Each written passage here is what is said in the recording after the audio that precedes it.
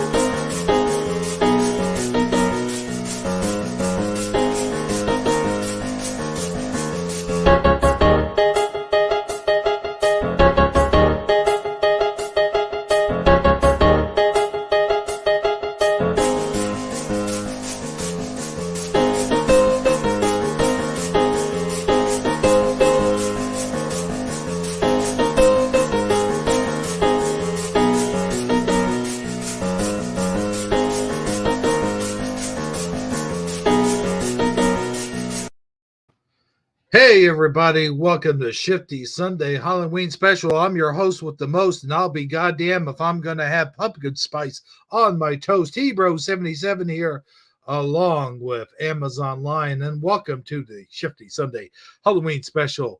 Hello everybody, and hello Amazon Lion. How are you tonight?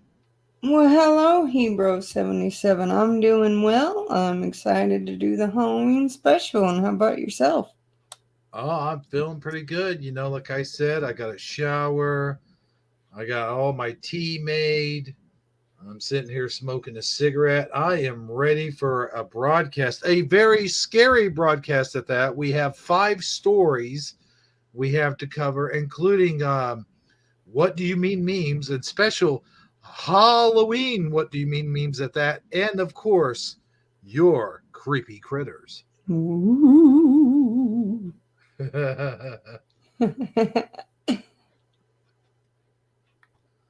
So, how do you feel about tonight? I feel groovy. I love Halloween. The scarier, the better. I love watching horror films. The scarier, the more it makes my hair stand and my skin crawl. That's the movies I look for. You know what word I've been using incorrectly my whole life? What's that? Wayside. Wayside? How did you say it? Wayside. Like, it's supposed to be wayside, but I always said waist side. Oh. Yeah. Yeah. I've been using that saying incorrectly my whole life. Like, we were supposed to do the 31 days of Halloween, but that fell at the waist side. But no, it didn't. It fell at the wayside. You mean like me with ramen? Mm-hmm. I was calling it Roman. Oh, yeah. The Romans. You know, them Romans in those plastic packages. Yeah. Yeah, it happens to everyone, I think. We years later find out we've been saying something wrong. Takes me back to a story when I was young. Oh, yeah? Yeah, I always did like the song Row, row, row your boat gently down the stream. Mm-hmm. One day my dad seemed to get so upset and he yelled and he said, Heather, would you just listen to what you're saying? You're singing row, row, row your boat gently down the street. How are you going to row a boat down a street? And I said, well, you could if it was flooded. Yeah. If it was Florida, I mean, But for some reason, that's the way I sang it for years. I guess he got fed up with it. finally, let me in. Well, you know that song, My Bonnie Yeah. Goes Over the Ocean. Yeah, a lot of people think it's body. Yes, I always thought it was Bonnie Yeah. for the longest time, forever, Yeah. until I was way in my late 30s. And then I was watching the episode of House one day and they were singing that, the way it's supposed to be sung. I'm like, wait a minute, that doesn't seem right. But no, it's Bonnie. Yeah. Oh, We'll have to do that story sometime too. I believe it's based on a true story, is it not? is it? I believe so. Hmm. I But could be wrong. Don't quote me on it, but I believe it is. a lot of things I said wrong my whole life and didn't even realize it. A couple of those things, before I discovered the Mandela effect and got into it, I thought I was saying those things wrong, a lot of the things. And then I come to find out there was a lot of people that said a lot of the things that I thought I was saying wrong. Then they were saying it wrong the same way I was saying it wrong. And I Right. come to find out we might have been Mandela affected that whole time. Yeah. Not saying the row your boat down the street thing, but you know. Well, you would want to do it gently if it was flooded because you don't know what's in the waters, right? Right, right, yeah, exactly. But last night, or not last night, Friday night, we went to a Halloween party, and that was pretty cool. There was a big old bonfire there, and there was lots of people, live music. Oh, yeah, I had a blast. It was fun. And there towards the end, I got with the band and we were just singing. You'd already made your way to the car, Hmm. but you know me with singing. Oh yeah. Sometimes I just feel like I need to and just started singing with them. And that's what you were doing. I'm sitting there in the car and I'm waiting and waiting and waiting. You said you had to go to the bathroom, Yeah. and that came up, and I'm sitting there waiting, and it turns out you were singing a song. Yeah, I came out from using the bathroom and it just hit me, just to start singing. They were singing and, I was sitting in there listening and just out of nowhere, I just got the urge to sing along with them. I think I surprised everybody. Yeah, And they said, "Well, that was good. Keep singing." And I said, "Well, I don't know that one very well." And they're like, "What one do you know?" So they just started playing till I kind of knew one, and I knew the chorus to one, and started singing it as good and loud as I could. And yeah, it turned heads. cool. Yeah, that's that. That liquid courage there. Yeah, It always takes the liquid courage for some reason, but that'll do it. Yeah. that voice is still in there. And I've been a singer. You want to tell them how?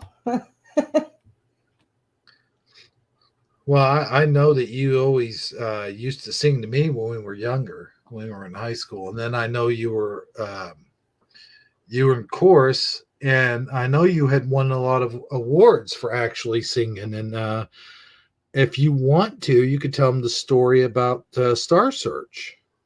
Yeah, yeah. I mean, it's going to be missed, but I guess that just wasn't the direction that, my higher power wanted me to go. But I was in sixth grade and I remember going to all these schools and around the states, and every single one I would win first and perfect every time. The only thing is even since then, I've had stage fright, kind of like Sia. She wanted to sing, she just didn't really want to be famous, but her singing made her famous. Mm-hmm. And I was on my way to being the youngest opera singer in the world. And they wanted to send me to Star Search. But instead, I ended up in the hospital getting my tonsils removed. And it partly damaged my vocal cords because I was trying to sing too soon. Mm. And the doctors didn't help. They'd caused some damage. It ended up turning into pneumonia. I remember horrifying ice baths. Those ice baths are not fun. Just so they could get down my temperature before it fried my brain. Damn. And yeah, it went from there. And then as I got older, I became a smoker. And that brought me down to an alto. And as you can hear, sometimes a scratchy voice. So it makes it hard to sing. But for some reason, when I get that liquid courage in me, that singer comes out of me and I just start singing my heart out. Yeah, I mean, when I was younger, I used to be able to. I used to be able to sing like this, and then as I got older, I sing like this. Right? And then, like Mine's the complete opposite. the smoking, Well, I don't know. No, it's not because you said you sang higher. yeah. Never mind. But no, the smoking lowered my voice, kind of like this, and gave me Oh, yeah, it will. that smoker's voice. Oh, yeah. I can almost do the It's movie not guy. a smoker's voice unless your voice is raspy. Oh yeah, yes, yes, indeed.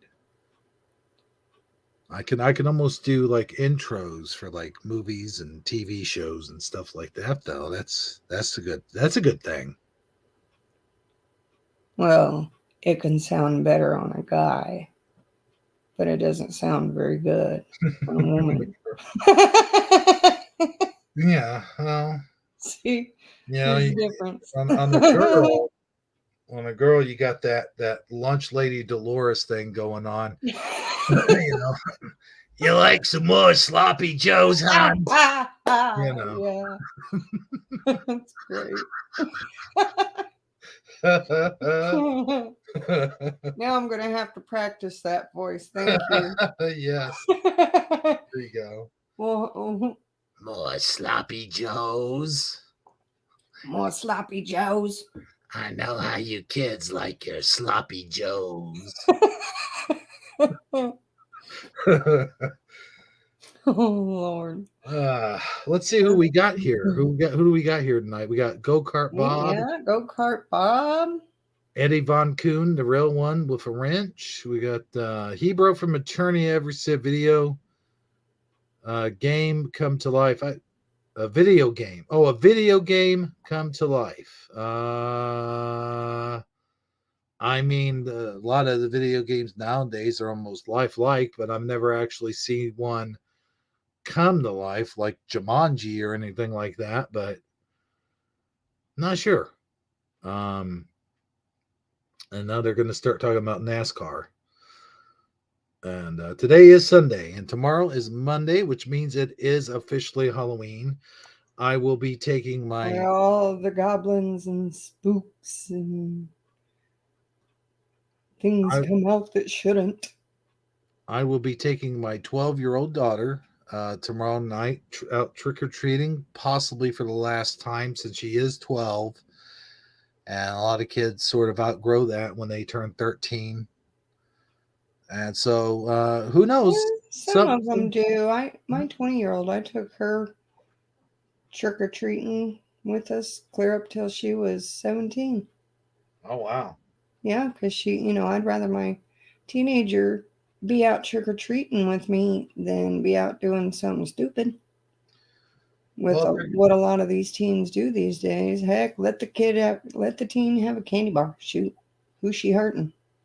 get some free candy. Hell yeah, But of course, she was a behavioral special needs child too, so that makes a difference. that does. No, I tell you what. I ain't going out TPing.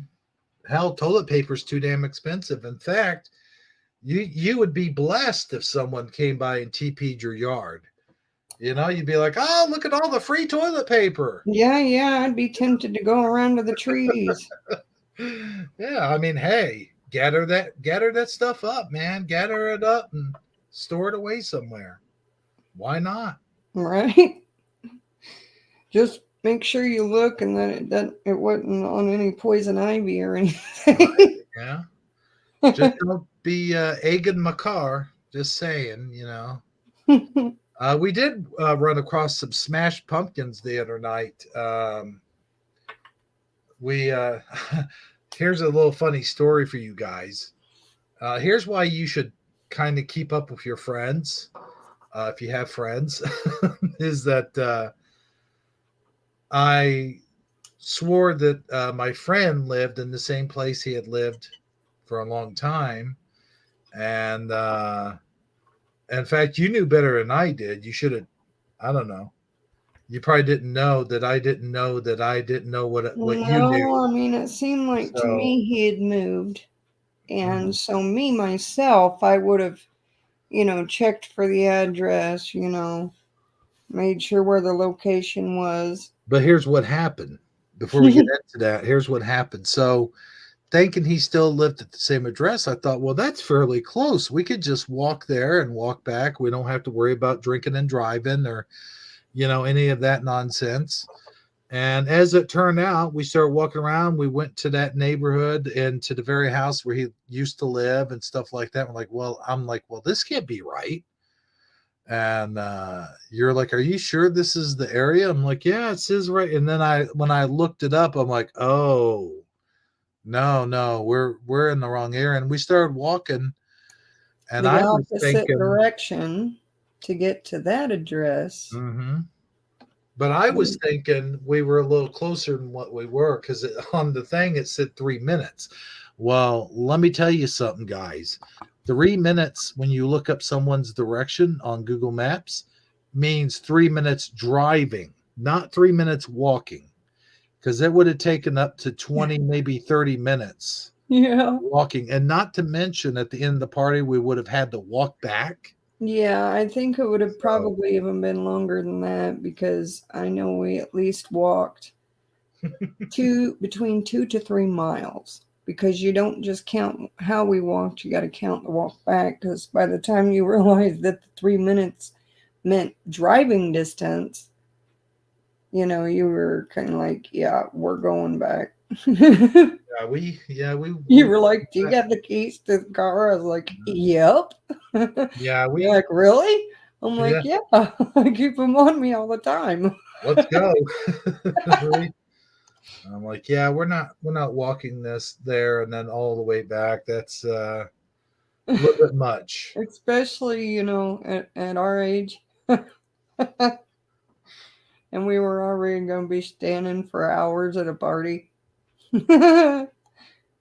But it was fun. I And enjoyed it. once we got there, yeah. I thanked the host for the invite.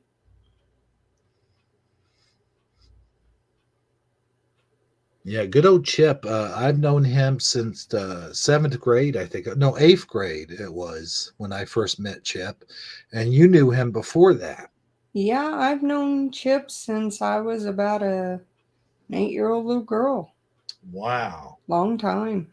Hmm. Long time. Me and Chip go way back. Well, with that being said, this is a Halloween special.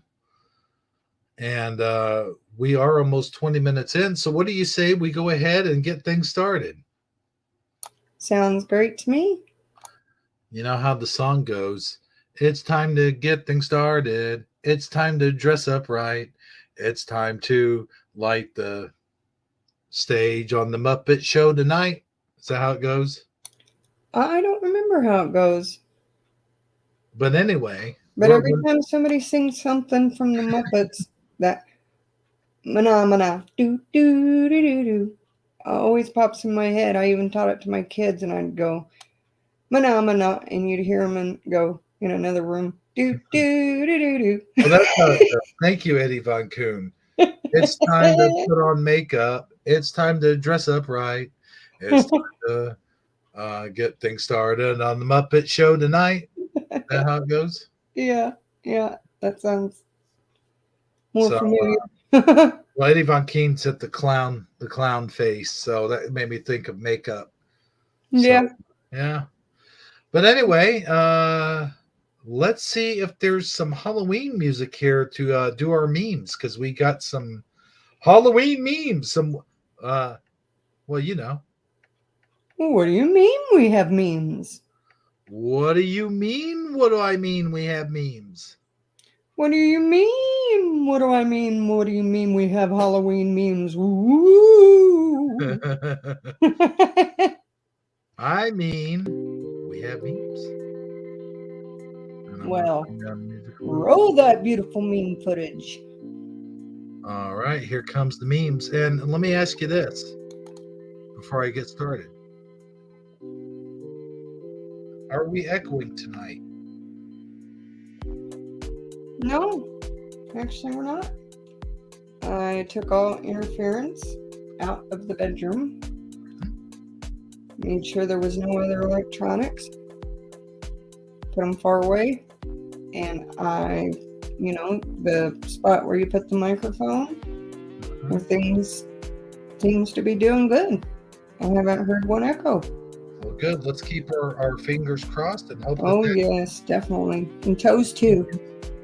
And toes, yes. All right, we got a lot of memes here for you guys tonight, a lot. And some of them start at the very beginning. I'm going to go ahead and start them. Let's see here.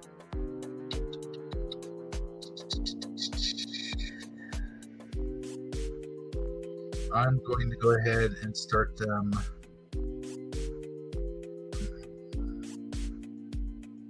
We won't do those yet. That'll be towards the end of the show.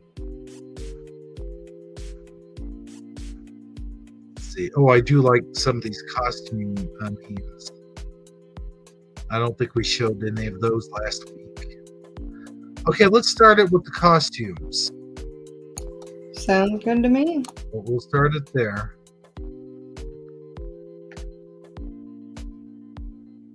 This really takes me back because I wore some of these costumes actually. Let me go ahead and show people what we're talking about.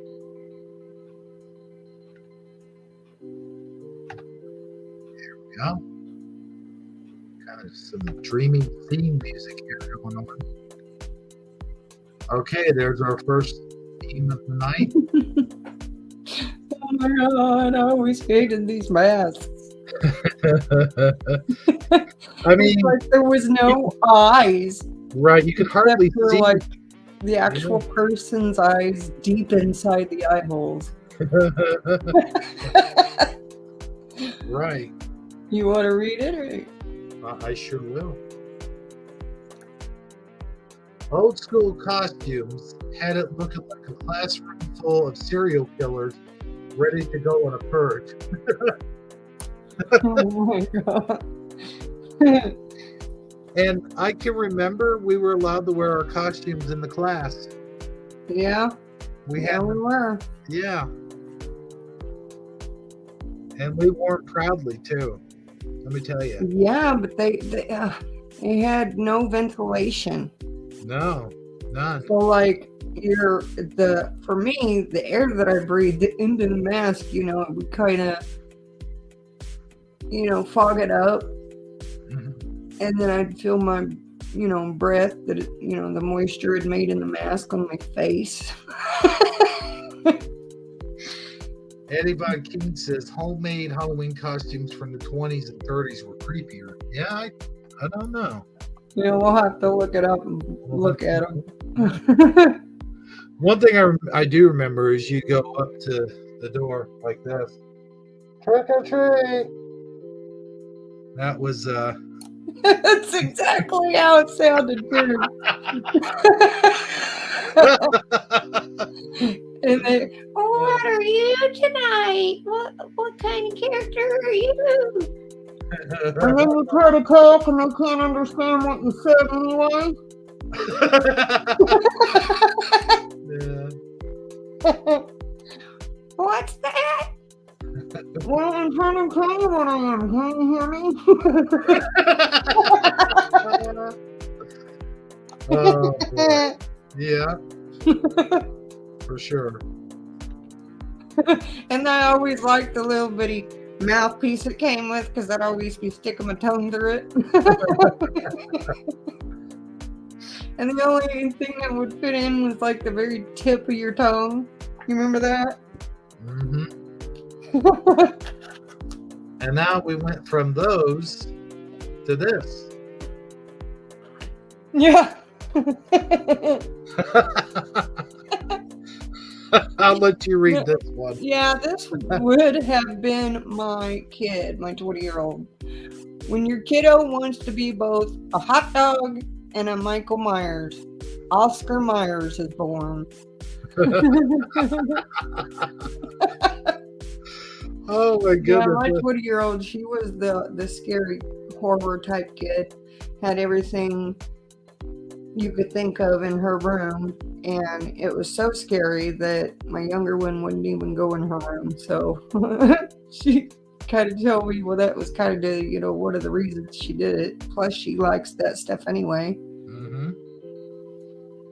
Now this would have gotten a lot of candy, I'm telling you. It's so funny. Except they should put some shoes on the poor kid. Yeah. Just kidding. Yeah. He's in the house.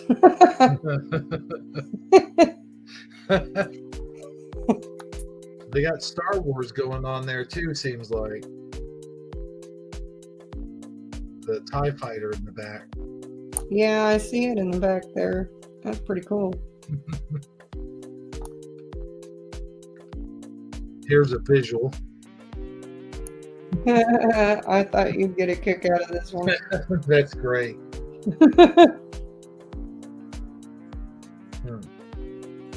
you think that he made turtle soup? Oh yeah, definitely. Well, You what? think the Ninja Turtles could have kicked its butt? What's funny about that is in the novelization, it is a giant space turtle that actually is able to kill it. He's the one that actually kills it in the novelization. So I don't know if the turtles would be afraid of him. Be an interesting little cartoon to watch. For Somebody sure. should come up with a story.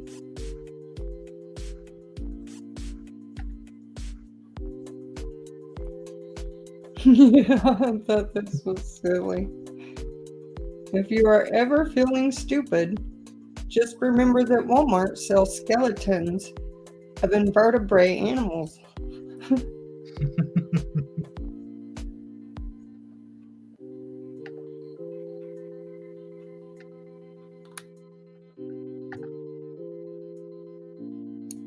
Oh boy. Now, I can relate to this. Candle? Nope. Hot flash. And boy, does she look mad about it.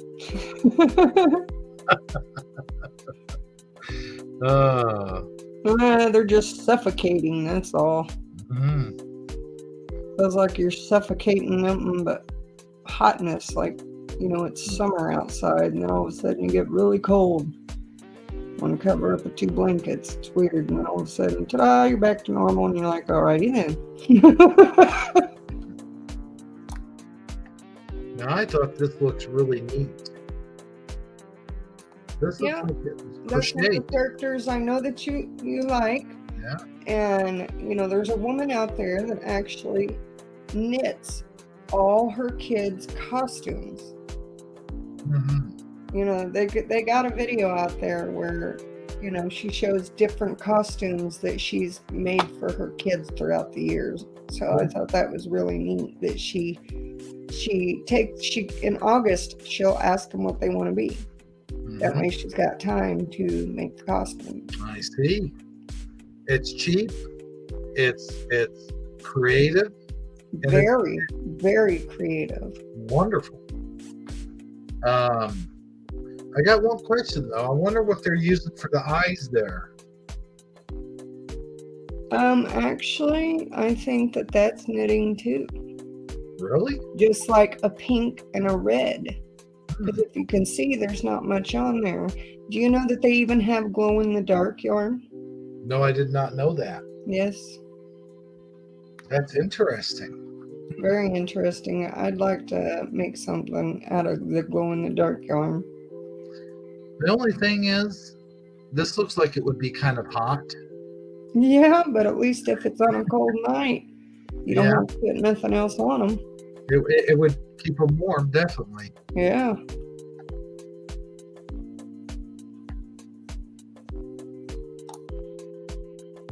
Oh no, this would creep me out. I'll let you read Oh, this too. when I saw this, I was like, yeah, I don't know if I'd ever want to drink another cup of coffee again. Every time I drink one, I'd be looking at my cup, real deep in my cup. Like putting my spoon in my cup, digging, like, is there anything in there? Right. Now you'd think you would see this before I you don't know, even... maybe the weight of it was keeping the spider at the bottom, but you figure he'd float. I When would you're not. finishing your coffee and something tickles your lips, so you have to look in your mug. Ugh. Yeah. No, thank you. Now, you put creamer in your coffee, and it looks like there's creamer in that one. It seems like you could see this a lot easier than a person like me who drinks their coffee Who black. drinks the coffee, black. Yeah. So I need to watch out. Yeah. Oh. Makes you think. Yeah. Too much. I have enough problems when flies land in my coffee.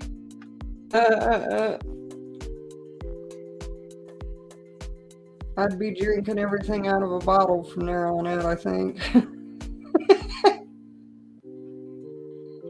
Now this would be my 14-year-old. Because I remember when she was younger, and that kid didn't want to wake me up. So she'd stand right next to me, and she was so little that her, eye level came to mine laying down in the bed. And when I'd open my eyes, she'd just be standing there in the dark. So I can relate to this. Woke up at 2 a.m., almost kicked the shit out of my baby sitting up with her Frozen wig on. I thought Annabelle had my ass. Yeah. That wig, why is there a wig? I don't understand that though. Well, you know how, mine likes wigs. They like wigs even when they're little. They want different hair, so. Yeah. There's always one wig or another around when there's kids. They like dressing up, I don't know. Seems like if it was turned around, it would be different. Yeah, but she's just like sitting on the end of the bed watching TV. Yeah, that's true.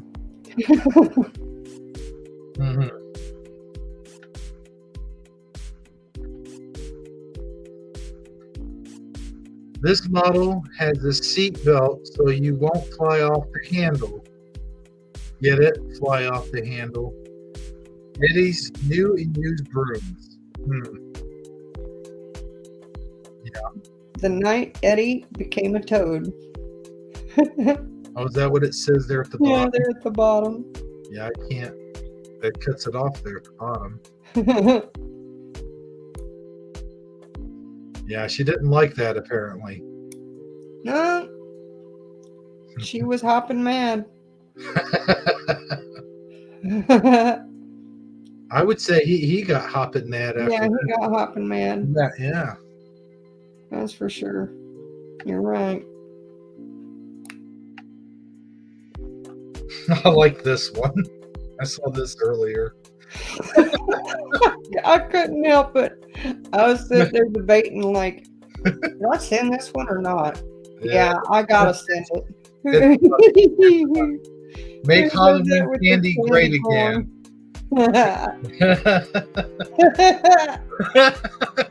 And Oh my all you gotta goodness. do is look at it. It's just Mhm. funny. That is funny.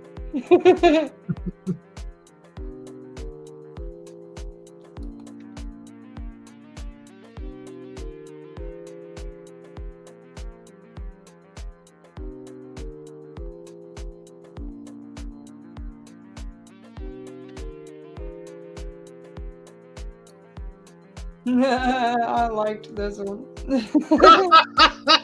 And this has actually happened before. I'm giving these ghost eggs the title when your bra snap unhooks in the middle of Walmart. Oh boy. I like the face it's making. Yeah. That is so funny.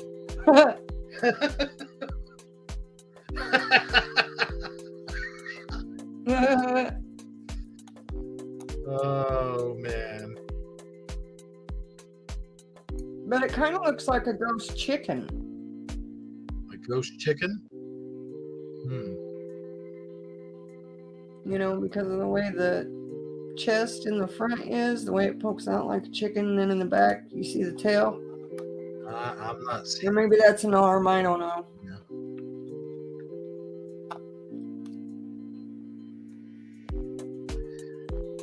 Agatha, what's wrong? The doctor said I can't have kids. Now, food allergies aren't the end of the world.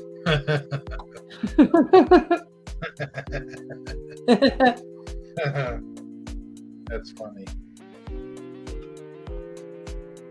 No, it's so funny. When we were kids, I was just thinking about this because of trick or treating.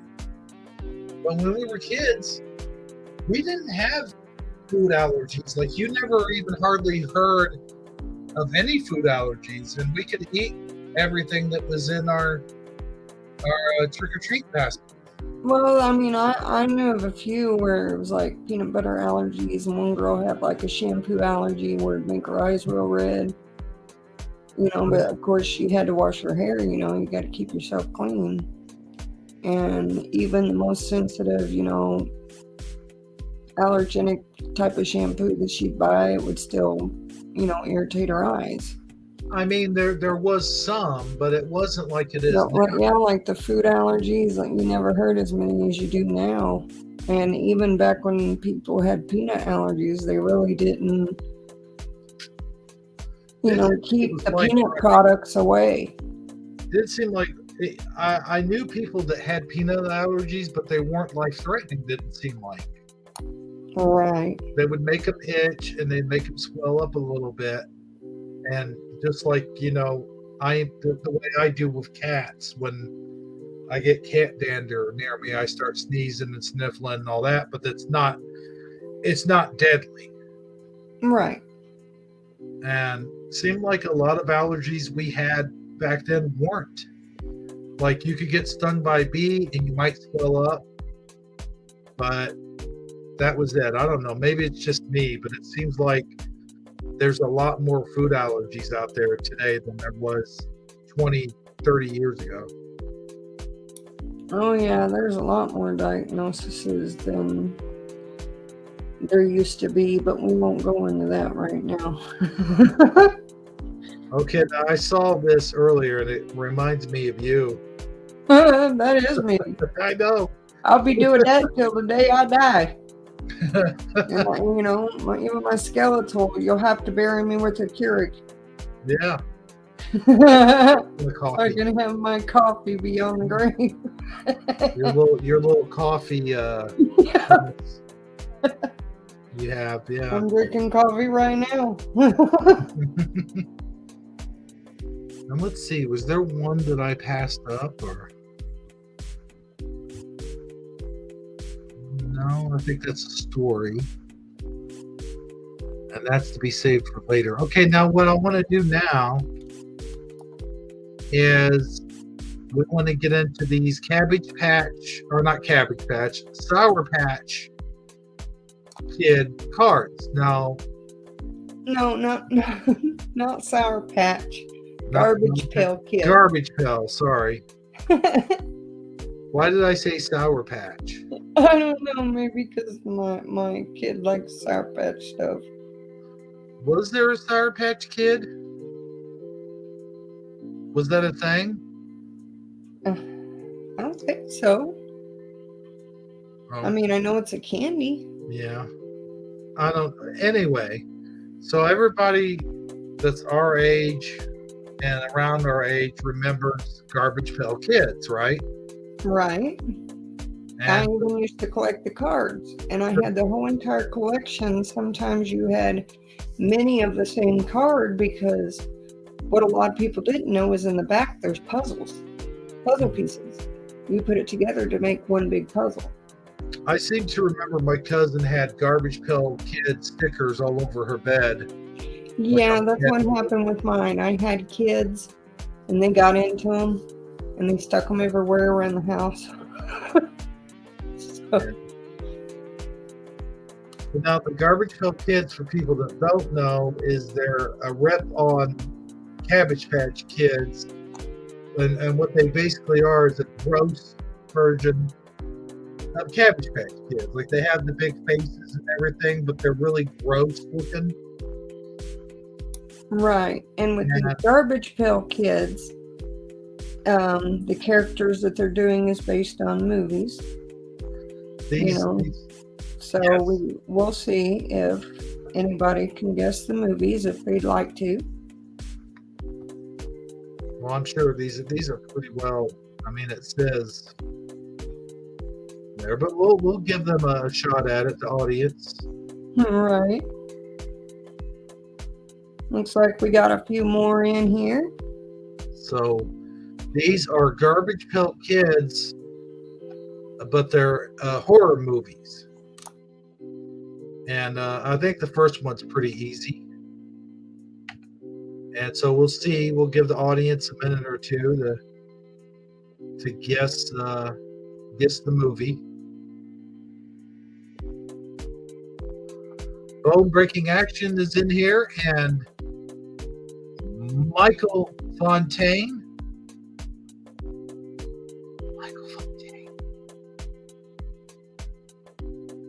Fontaine. Michael Fontaine. Michael Fontaine. Michael Fontaine. And DD74 is here as well. And Bone Breaking Action says he's got Garbage Pail Kid tattoos. That's cool. So this first one here is pretty easy, but we'll play guess the movie. Guess the movie they were in. That's what we're doing. Can anyone guess the movie? We'll give the audience a chance to guess this first movie here. Just go ahead and type it in chat.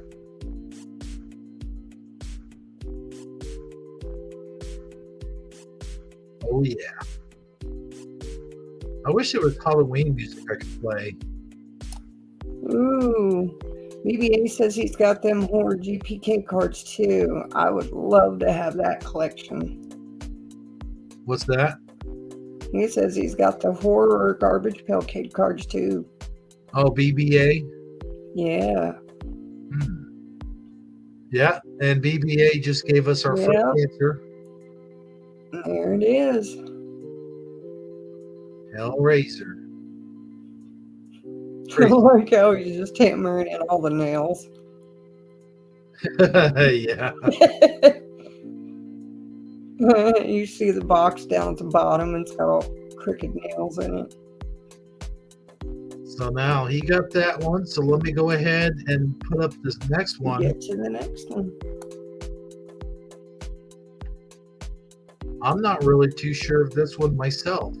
Oh, I know this one. This one was one of my favorites. And I actually thought she played pretty good in it.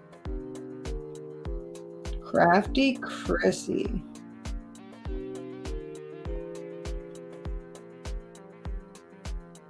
Crafty Chrissy. I have no clue.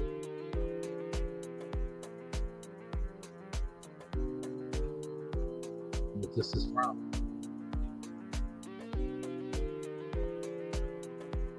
But we got Anybody out there knows, go ahead and type it in if you'd like to play along. We got a smart audience out there. They'll figure it out. Oh yeah. I'm sure at least one person would.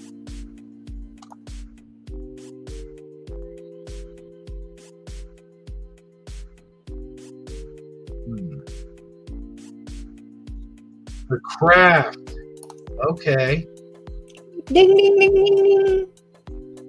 Both breaking actions raking up. Yeah. Yeah. Cool. He's good at trivia. All right. I could tell.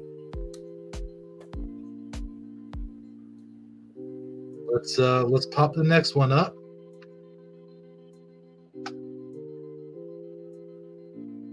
Okay, I know this one. You know this one? Yeah. This one, yeah.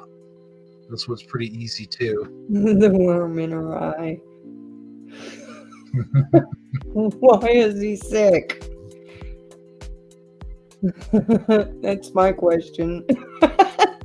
The worm? Yeah. Why is the worm sick? Oh, it's Garbage Pail Kids. Right. He must have had some bad corpse. He had a corpse of bad corpse. Yeah.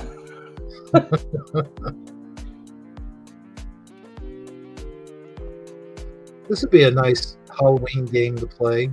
Guess the Yeah. movie, you know.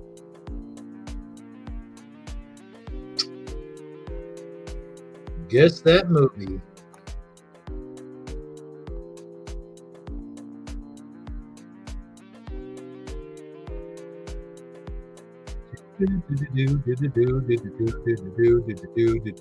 You know, I had a Halloween pumpkin that it rotted before it could even get to Halloween time.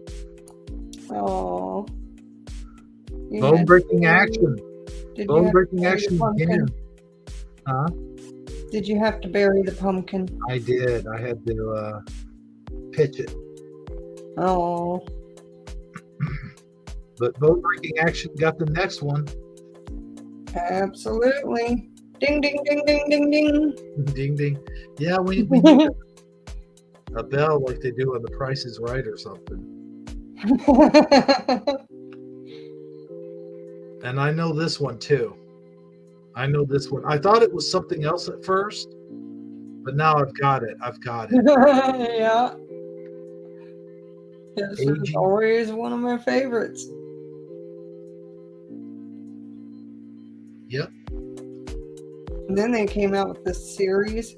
Oh my gosh. If you have not seen the series, I have not. oh, you have got to. It is to die for.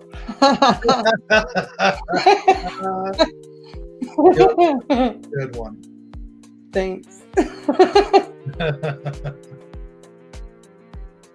But I know the actor who played in these movies, and bone breaking action gets it right again. Ding ding ding ding ding ding ding. Oh my goodness. ding. The actor who plays in the Evil Dead series, BBK is rocking. he is. Rockin'. Yeah.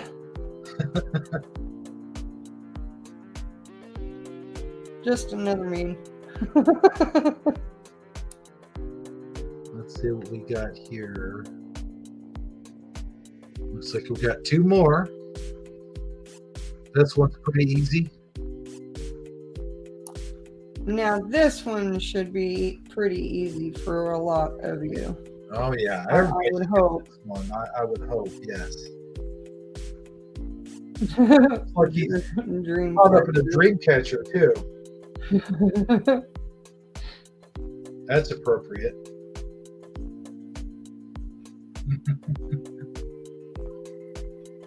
Except it's not a dream catcher. Dream Fletcher.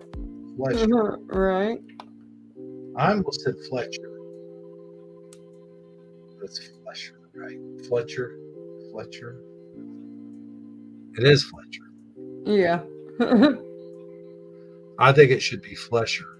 I think that would sound better. But anyway, that's probably the porn version. Oh, Nightmare BBA. Alley. You're close. Alley, though. You know why he said that, don't you? No. That's his little alleyway he has on his wrestling shows. Okay. Because that little row where the audience is Nightmare Alley. The arena is called Nightmare Alley.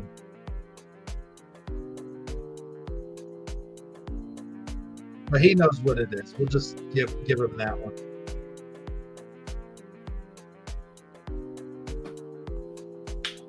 Okay, next one. Would you like to say what that one is?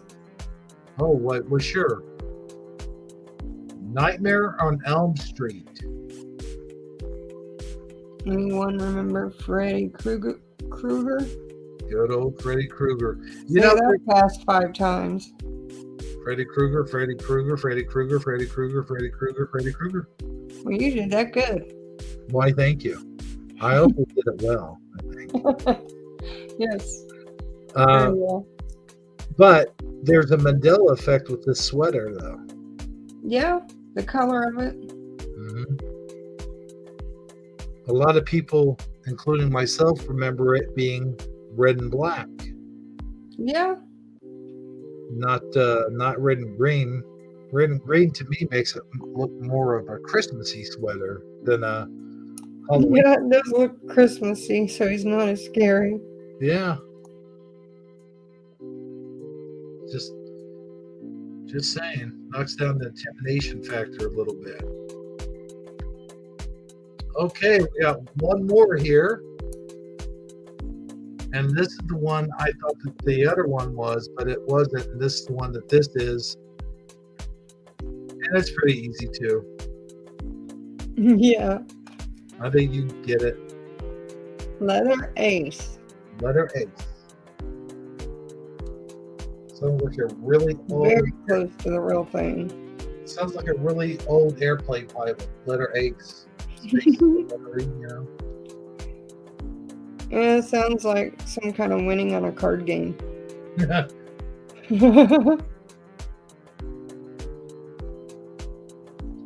There's hidden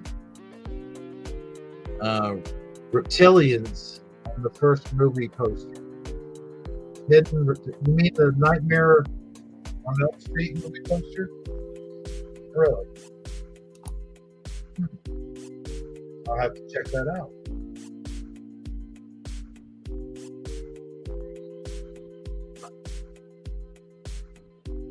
But yeah, that's, you know, I never could see these movies. You couldn't see them? I never could watch them. Like, literally, I would just, it's too realistic because it's based off of a true story. Yeah. And it was like, oh man, this guy actually existed. He ran around. Now, for those of you that didn't know, they actually based him on 2 different real life serial killers. The first one was Ed Gaines. And Ed Gaines used to kill people and take their skin and stretch it out and wear it. Yeah, I remember that. Or he would make stuff with it, like lamps and stuff like that. Oh, yeah. And then the other inspiration for this character was also something we're gonna see a podcast about, and it was based on a serial killer that went around wearing a mask, and he was kind of based. That's who they kind of based Jason off of. And the name of the actual movie is The Town That Dreaded Sundown. And we're gonna take a look at that here momentarily. All right, sounds good. I've got a couple videos, a few stories, if you will. Oh, I'm ready. Podcast. We're going to talk about Lindsay Borden. I think everybody Mhm. knows who Lindsay Borden is, the famous. Oh, yeah. She was one of my favorites. Mm-hmm. But I'm going to keep this up for just a few more minutes longer. And then I'm going to let you go ahead and say it. Just go ahead and tell them what it is. Because I think the only one participating right now is Bone Breaking Action. I think he's Right? getting tired of Yeah. saying them. Shall I say? Hold on, just give it one more minute. All right. But the other one we are going to talk about is the town that dreaded sundown. Now, when I went to look this up, I couldn't think of the name of it. So I was like, the town that didn't want to be around during sundown because of a killer clown. But that's not what it was. Texas Chainsaw Massacre. There you go. Ding, ding, ding, ding, ding, ding, ding, All ding. right. Okay, I think BBA won that. Hands down. Absolutely. And do you know what you win, BBA? Huh? What's he win? SpongeBob's Invisible Boatmobile. Oh, wow. Yeah. Hmm. That's a heck of a prize. You know what? I bet you could drive it better than SpongeBob. Yeah. Most likely. I think if we were actually giving away prizes, more people would participate. Yeah, it's too bad we didn't have little coupons or something. We could send them through the mail. Well, It'd be cheaper if we just got, little addresses or something or somewhere to send it, right? It'd be cheaper if we did it by stamp. I think what we could do is do digital redeeming codes, like digital coupons, digital DVD movies. Oh, that'd be neat. Digital type stuff. I'd love to be able to do something like that. That'd be awesome. Yeah. We could send them the code in their email. We should definitely look into something like that. Mm-hmm. All they would have to do, the winner would send us their email, and we would just send them a digital whatever, in their email. That's Xmas awesome. is coming. You got to bring back that elf. Oh, yes. Yes, well, the elf is in a certain somebody's possession right now, but around Christmas time, I'll try to get a hold of it. And when I do, we can play that game like we did last year. That was a good game. Since you don't know Amazon Live, I have this little elf that what it is it tells a Christmas story. Okay. But what it is you have to complete, we can ask you a question, and then you answer a question, and then it takes your answers and jumbles them up and puts them into the story. That's neat. And I had the audience doing that last year, and it was hilarious. I bet. We'll have to bring it back. Yeah. I'll do that as soon as I get the elf. But that's Christmas time, and it'll be here soon enough. Let me tell you. Oh, very quickly. Mm-hmm. And, people make sure to leave posts, telling how many weeks is left, so it's hard to forget. I'll tell you, see, that's the thing is the stores don't let you forget. No. Because, man, before even Halloween even is thought of, they have their Christmas stuff up on shelves. Oh, yeah. They already do. They do, yes. Yeah. And I saw a Christmas commercial. I think it was today. I saw a Christmas commercial for something. Yeah, and it's not that I don't love Christmas. It's one of my favorite holidays, but yeah, they were coming out with stuff before Halloween. I'm like, slow down. It's only out beginning of October. Let us get through one holiday at a time, please. Yeah, right. Because then having to remember all them holidays, boy, it gets my brain scrambled. Because Hmm. we all know how much money it costs for these holidays. Oh, I wanted to mention I'd like to thank everybody who participated in my birthday bash. Thanks all of you guys for all the birthday wishes and for showing up and doing that. And we had a lot of people here in the chat in the StreamYard, and it was Oh, yeah. filled. I mean, just filled. I think we had our limit at one time. Yeah. Yeah, we did. It was awesome. So, yeah, thanks for all of that. And I'll tell you what I'm going to do is I have to run and do a couple things. Uh, Okay. and when I come back, we will watch a video and then share some audio on a podcast that I watched several months ago, way back in June or July. I forget what it was, but it was about Lindsay Borden. We'll do that one last. But I do have to go away for a few minutes and go do some things. So, Amazon Line, if you could kindly take over, maybe tell a good story or something like that, then I would really appreciate it. Alrighty. Well, here's a question. I'll be right back.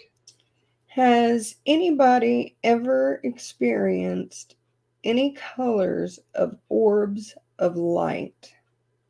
No matter what size, comment if you would in the comment section and let me know.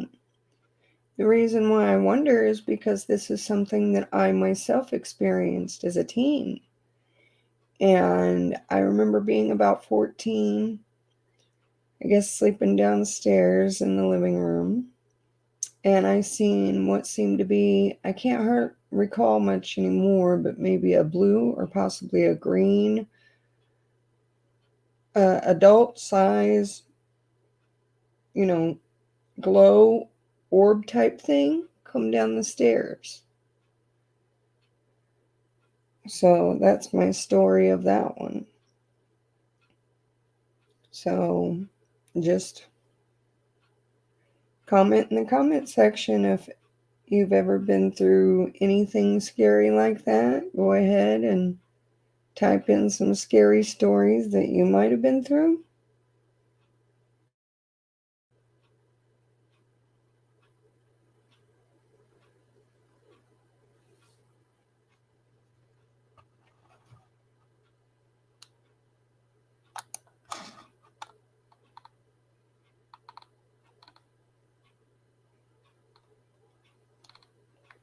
And I do have a really interesting creepy critter tonight.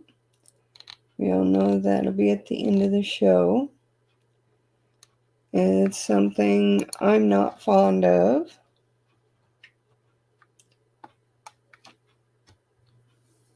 It's not one of my favorite animals.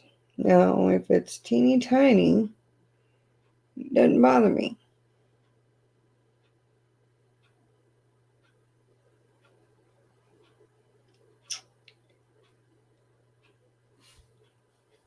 I do have some good material here, and I'm wondering.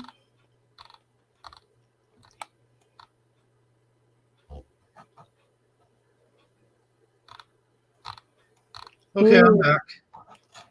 You should show them Hmm? what an ant looks like up close. An ant looks like up close. Yes. I figured maybe we'll save that part for your We're creepy. going to save that for the creepy critters. Yes. Yes. But you were talking about orbs. Now I have never seen orbs, and I know that you've talked about ghosts before, and your Yes. horrible, scary experience with that Cabbage Patch doll. Oh yeah. I know you've talked Oh about that yeah. before. And you know, But I've seen a lot of shadow people as well. hmm But not all the dark, shadowy looking figures seem like they feel evil, you know. So sometimes I wonder with how many, experiences, I've had with death or close to death, if my senses just aren't stronger and picking up, the spiritual realm of some hmm sort. But I do know that a lot of it did start. Would you like me to tell the story again? I mean, you told the story. When was that? Last Shifty Sunday? Yeah, last Shifty Sunday, and then I've told it once before that. But no, here's the thing that I was trying to get on here. Is I've never seen orbs or anything like that. But about 12 years ago, I was filming one of my stop motion movies, and I can tell you exactly what movie it was. It was a Batman movie I was filming, and I had played some music with it, and within the music, I could hear a faint whisper, and then the whisper, I can't remember the exact words, but it's something like they've been together or they did it together or something like that. It was just a very slight, faint whisper, and you could hear it, but you got to really tune into the music. Like you got to hear past the music because there isn't any lyrics in the music. That's the thing. There's no lyrics to the song that I was playing, and at the time I wasn't really thinking YouTube friendly or anything like that because I didn't think I was going to put it on YouTube. And at that time, YouTube was not as strict with their copyright rules. Um, so you could pretty much put anything on there, but there was no lyrics in the music. It was just a soundtrack from one of the Batman cartoons, and you could hear a very faint whisper. And I freaked me out, and I rewound that over and over again. And I could hear it, and I never did figure out because there was nobody else in the room at the time of the recording. I was the only one here. There was nobody outside. And even if there was somebody outside, you know how quiet it is in here, especially if you're playing the TV or some music. You can't hardly hear anything coming from the outside. So I don't think it was anything like that. I think I picked up an actual EVP. Um, so I just real quick before we get into the town that dreaded sundown podcast. I just wanted to know from you. Have you ever heard EVPs before?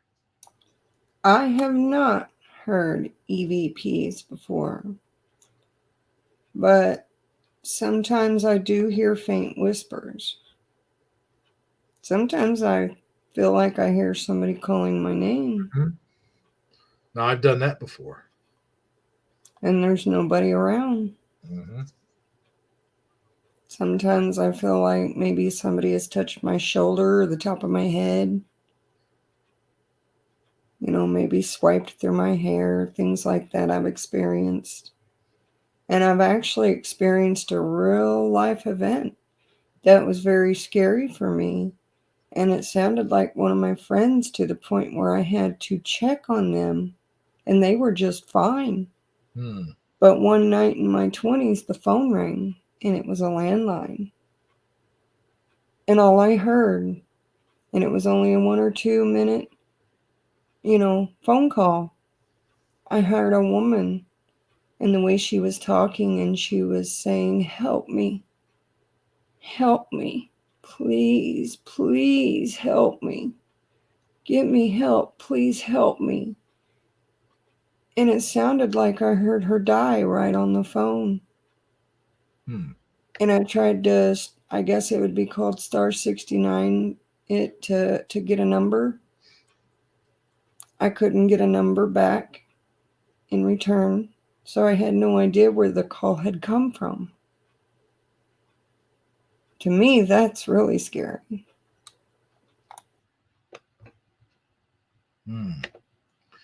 Yeah, that would be. When I was little, and my uncle had gotten into the car accident, the one that got killed in the car accident by the drunk driver. I've talked about him before on the show, I Yeah. think. But anyway, just before he had died, there was a phone call, and they didn't say who they were, and I was in the house alone by myself, and I had answered the phone, and a voice just said, "Mike's going to be all right. He's going to be okay." And that was the last thing I remember. And I tried to tell my aunt, because my aunt had lived. They live right across the street from the car impound place, and they were checking out the damage to the car. They wanted to see, how bad it was. And so it was that day that I received that phone call. And like I said, they didn't say who they were. They didn't leave any messages, because I told them that my aunt wasn't there at the time, and it was very strange. They had just said that he's going to be all right. And that was it. And of course he wasn't all right physically, but maybe he had made it into heaven or something like that. I don't know. Maybe that was the message. Yeah. Hard to say. But I was a little kid at the time and didn't understand what was going on, so I don't know. But a lot of times we might experience something like that. We might experience a dream or a phone call, or just a voice, like you said. Like, I've heard people calling my name, and I'd run outside to see, who's out there, and there'd be nobody there. And then I would ask somebody, "Hey, did you holler for me earlier?" And they'd say no, and Right. stuff like that. And I've even heard my door knocking. Like, I would wake up to a loud bang, like that, like really loud. And I'd go to check, and there would be no one within footsteps of that door. Right. So, we Yeah, I all. remember after my mom's passing, I, got a lot of activity in my home.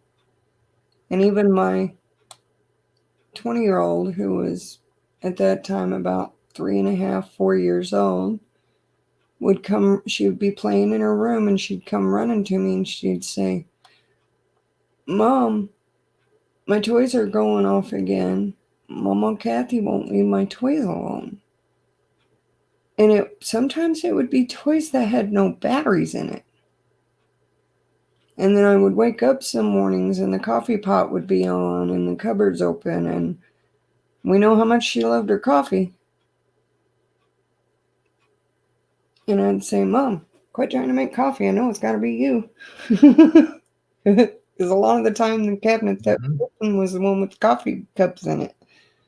Mhm. And then I became pregnant with my now teenager, and all activity stopped. Well, when my teen hit about 3, she would say things like, I would try to get her to listen, and I'd say, "Because I'm your mom, you have a tendency to say things like that." And she'd say, "No, but I'm your mom. Don't you remember?"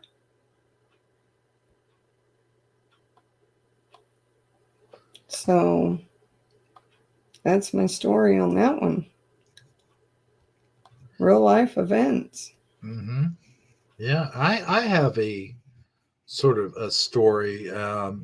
Kids, when they're little, they tend to make up stories, or they'll say something real funny, and then not funny like haha, but funny kind of strange. And then you'll just kind of dismiss it as like, oh well, they're just making stuff up. They Yeah, have a huge I kept imagination, dismissing it. and With her saying that to me, I dismissed it a lot, but she said it so often.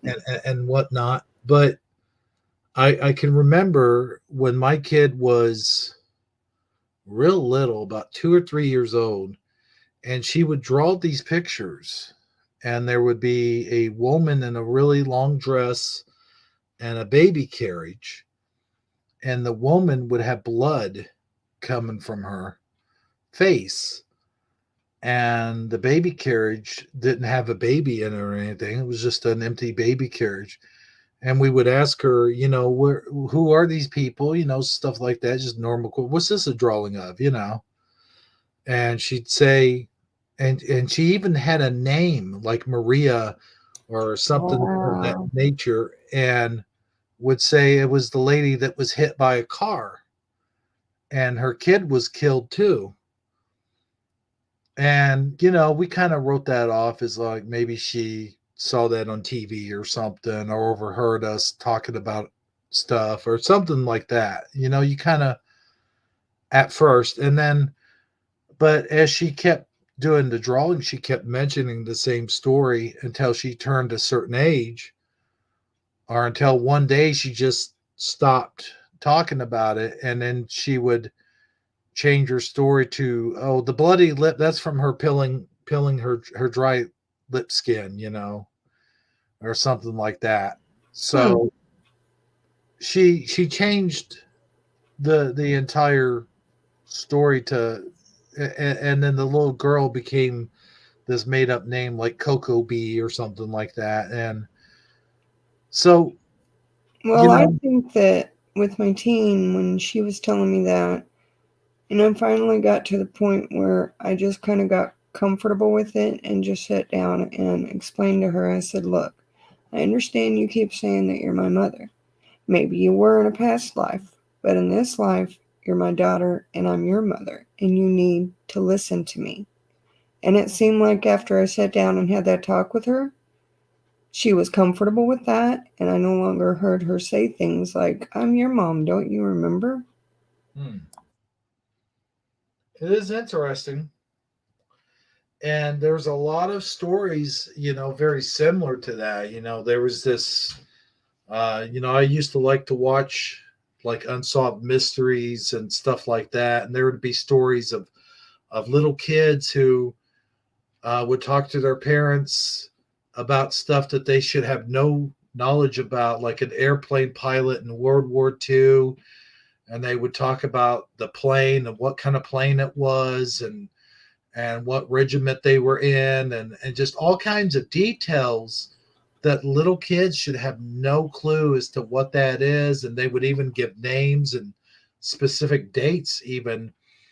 And there's all kinds of stories like that, and it makes you wonder. Well, what made my story most interesting was my mother had passed away of cancer. And before she died, she took me out for a drive one day, and I thought she was in one of her mental states, and she kept saying, thank you for being such a good mother to me, because my mother was sick most of my life, mentally. Mhm. And she just, I just kept shaking it off, and she finally grabbed me by the shoulders and kind of shook me. And she was like, seriously, would you listen to me? And she said, I want to thank you for being such a good mother to me. I wished I would have been your daughter instead of your mother, because when I couldn't do it, you did a fantastic job, with playing the mother role. Mhm. So maybe she did come back as my daughter. Maybe she wanted to experience that, because she did say I was like her mother when she was living. She knew how hard I worked to hold the household together, and that I gave up my childhood to take care of her. And it was at that moment that I didn't want her to go. So maybe she did come back as my daughter. Who knows? Things like that happen all the time. Yeah, yeah. Sure enough. Well, ladies and gentlemen, with that being said, I found this podcast, and I'm not So sure. speaking of deaths, Huh? I said, speaking of deaths. Speaking of deaths, yeah, this podcast, The Town That Dreaded Sundown, it's based off of a true story of a serial killer who spawned many other serial killer like movies. But this was more to close to a true story. And I'm not sure who these people are or where the podcast comes from. I hope that we don't get a copyright thing, but it is just audio only. So we're going to listen to a little bit of it at a time. It is 21 minutes long, but we won't listen to the whole thing. But we will listen to some of it and then freeze it and then listen to more of it. So, All right, sounds good. so with no further ado, here is a podcast from Insidious Inspirations True Crime. The Town That Dreaded Sundown. Okay, let me fast forward. Episode. So keep your eyes peeled for that, and if you like it, please let us know, and we'll do more. But without further ado, this week's episode. As the audience sat in a Texarkana movie theater on December 17th, 1976, listening to the click of the projector and the anxious breathing of their fellow filmgoers, they were treated to a chilling introduction. The text that preceded the horrors sure to follow promised, "The incredible story you are about to see is true. Where it happened and how it happened, only the names have been changed." What followed was the premiere of Charles B. Pierce's schlocky, gory horror film, The Town That Dreaded Sundown. Only, to the people of Texarkana, gripping the arms of their seats with white-knuckled hands, this was no ordinary night at the movies. It was a fictional reimagining of a nightmare that, 30 years prior, had been all too real for the panicked citizens of the area. In a move that would draw heavy controversy and several attempted lawsuits, Pierce and screenwriter Earl E. Smith had based the film on true, horrific events. In 1946, the region between Arkansas and Texas was torn apart by a series of brutal attacks, all attributed to the same unknown assailant. The violence was unprecedented, terrifying, and would capture the imagination of the nation long before it was ever adapted for the screen. Suddenly, people could not trust their neighbors, feared for their safety whenever they were alone at night, and saw danger around every corner. This is the story of the Phantom Killer and the Texarkana Moonlight Murders. I'm Nicole Goodnight, and this is Insidious Inspirations.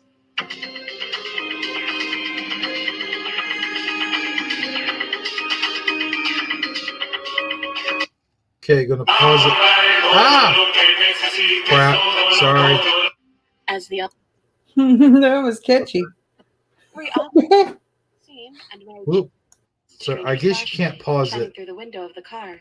Decided to stop Oh no. night, and this is Insidious Inspiration. One in each state. But when horror came to the town on one side of the border, both cities were brought together by a collective held breath, the fear of what would come next.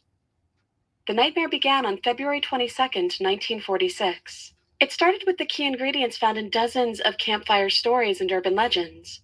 A young man and a young woman, parked together in a car on a dark, deserted road called Lover's Lane. Mary Jean Larry and her boyfriend James Hollis had gone out to catch a movie together and, not wanting to go home just yet without a private moment together, had decided to stop at a popular spot for a bit of romance.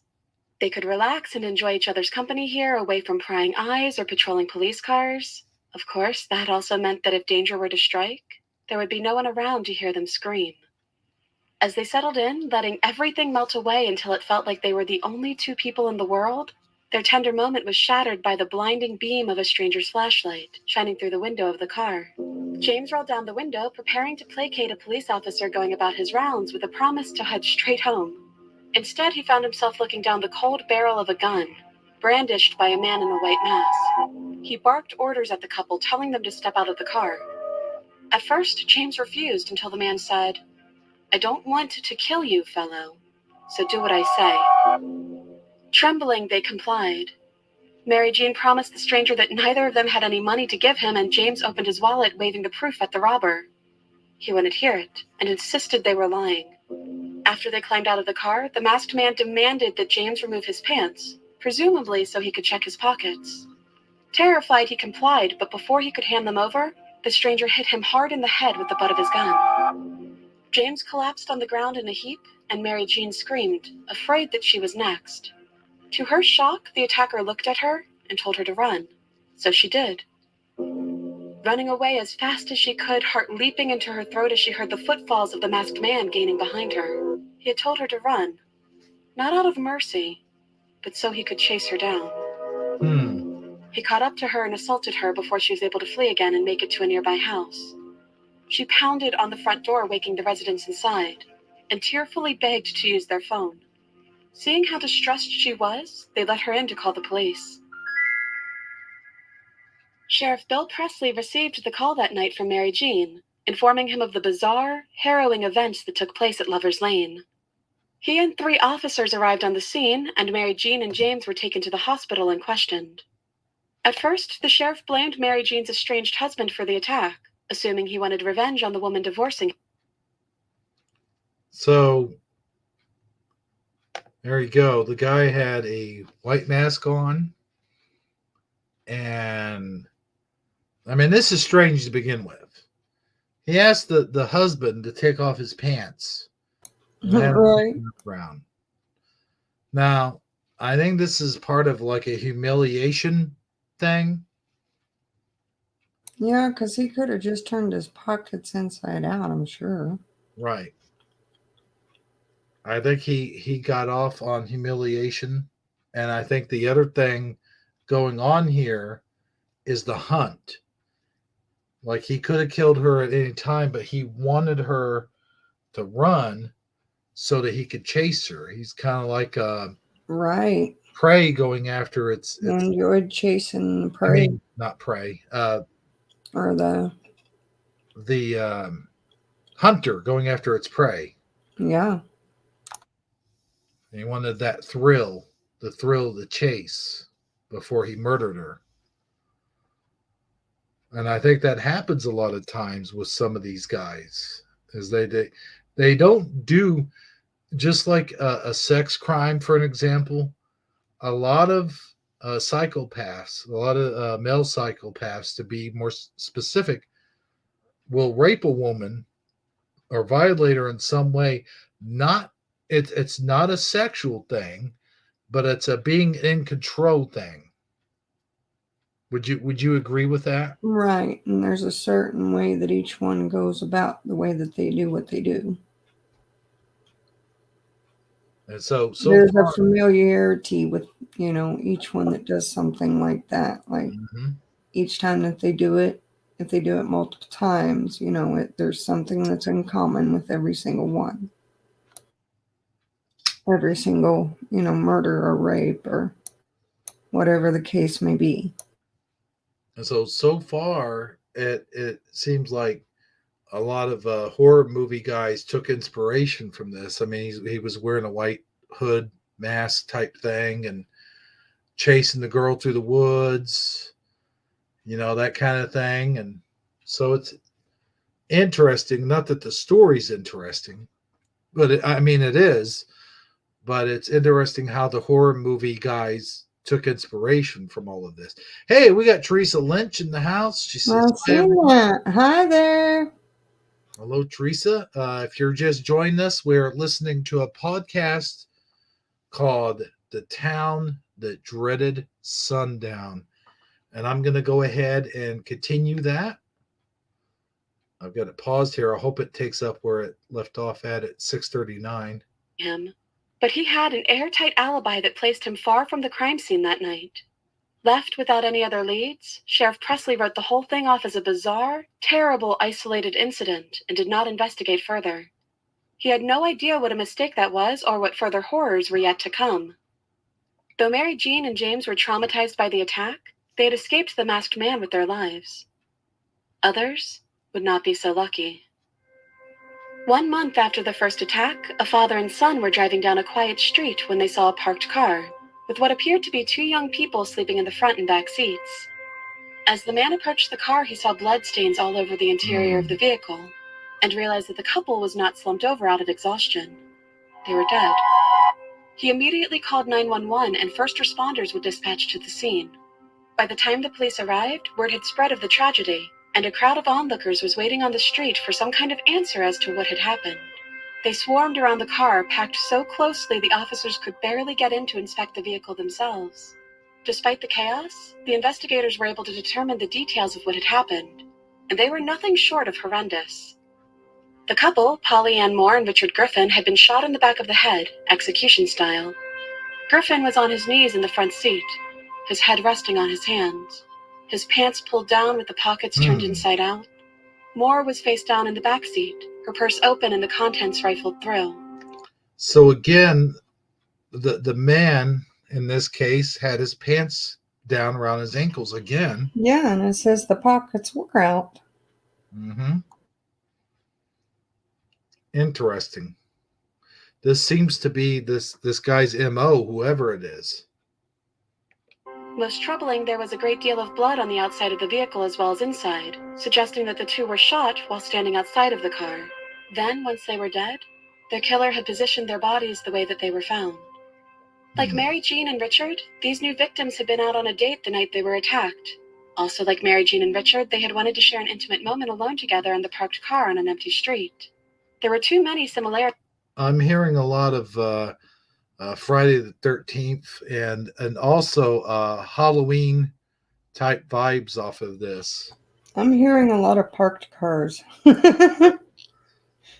Well, you know, in the Halloween movies and then the Friday the 13th movies, the killer will often kill people who are either having sex or doing drugs.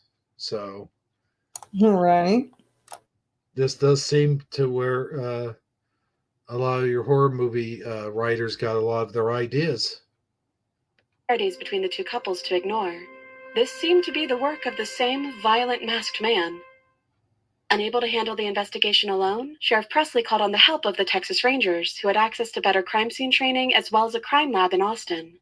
Ranger Jimmy Greer was sent to help and identified the murder weapon as a .32 caliber automatic pistol, most likely a Colt. Meanwhile, rumors began to circulate throughout the area. The salaciously horrible stories of young lovers being brutalized passed around like a game of frightened telephone. The people of Texarkana held their collective breath, wondering if, or more likely when, the killer would strike next. Less than 1 month later, they got their answer. On the morning of April 14th, Bessie Brown awoke into one of the most horrible realizations the mother of a teenage girl can have. Her daughter had not come home last night. Betty Jo, 15, had been out playing a saxophone gig at the local VFW, but had not returned after the performance ended.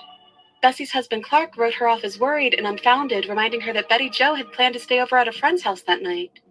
Still, she insisted that he call the girl's family and see where Betty Jo was. He humored his wife and made the call.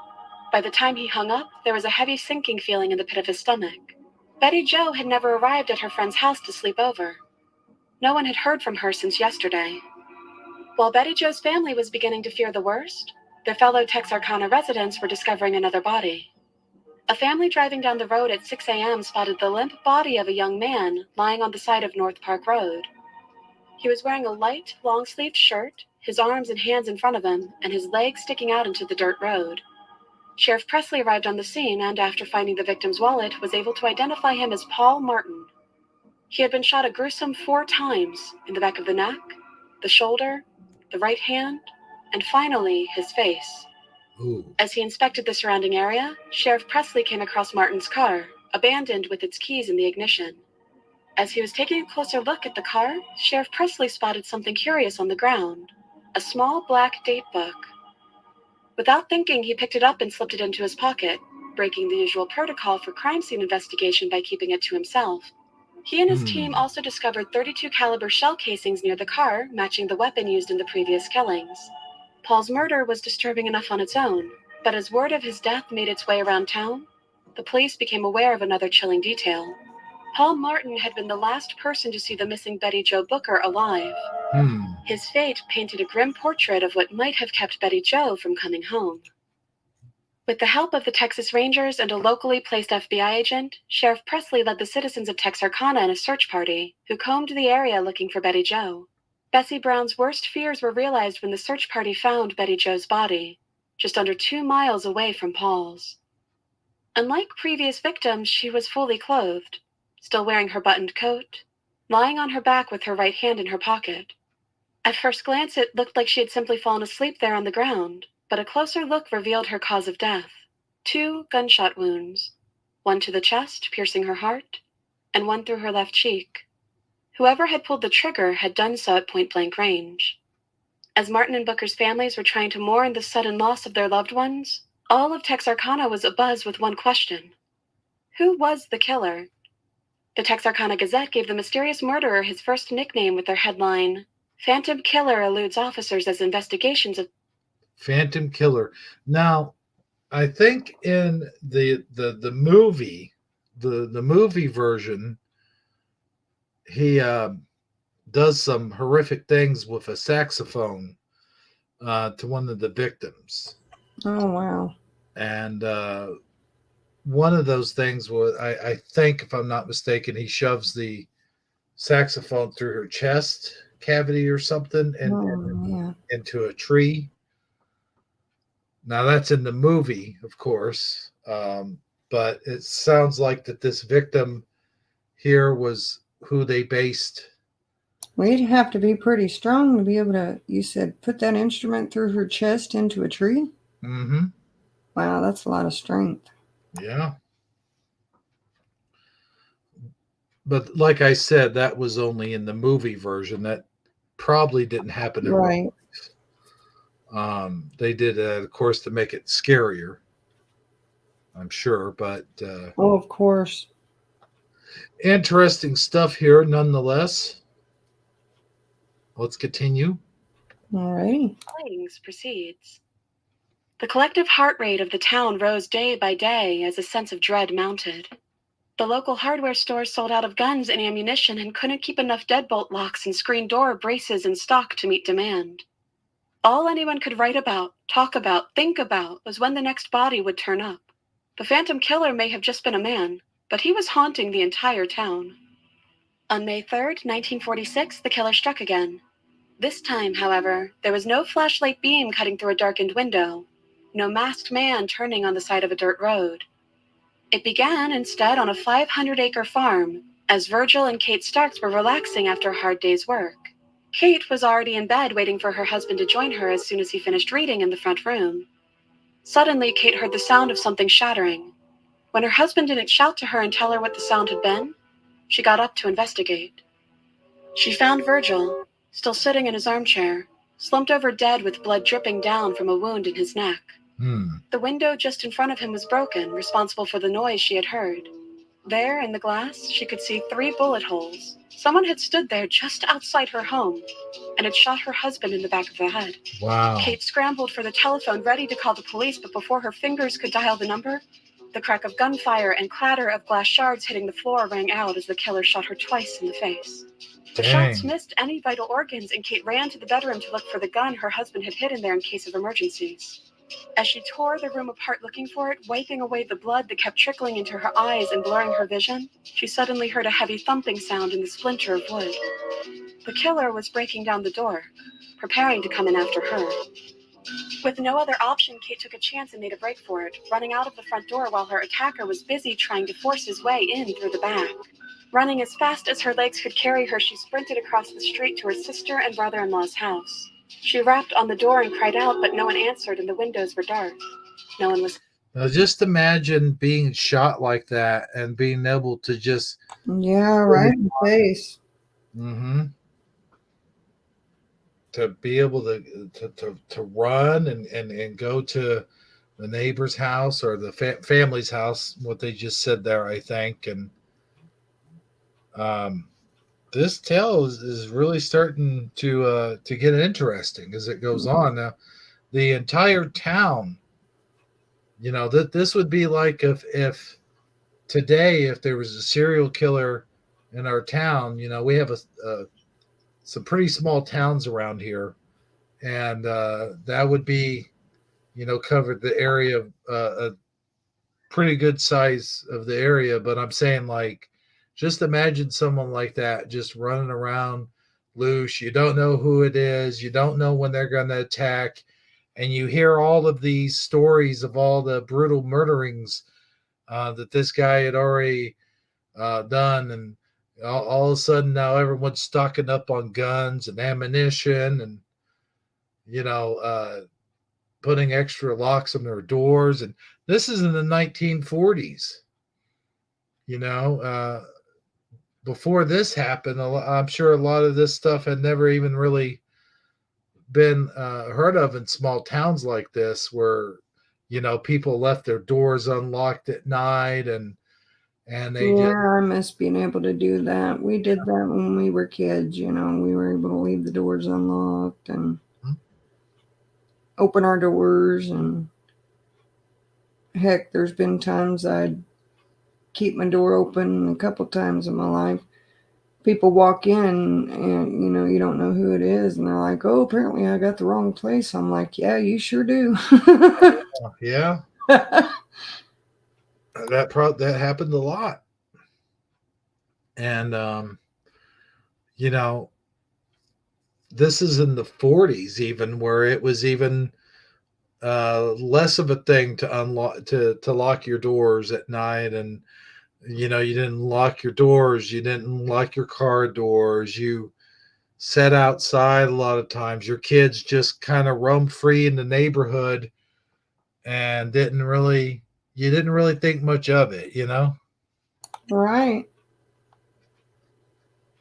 But just imagine, We definitely weren't tucked under a parent's wings. no, We were out and about and doing our own thing and didn't have a care in the world, didn't have to worry about it.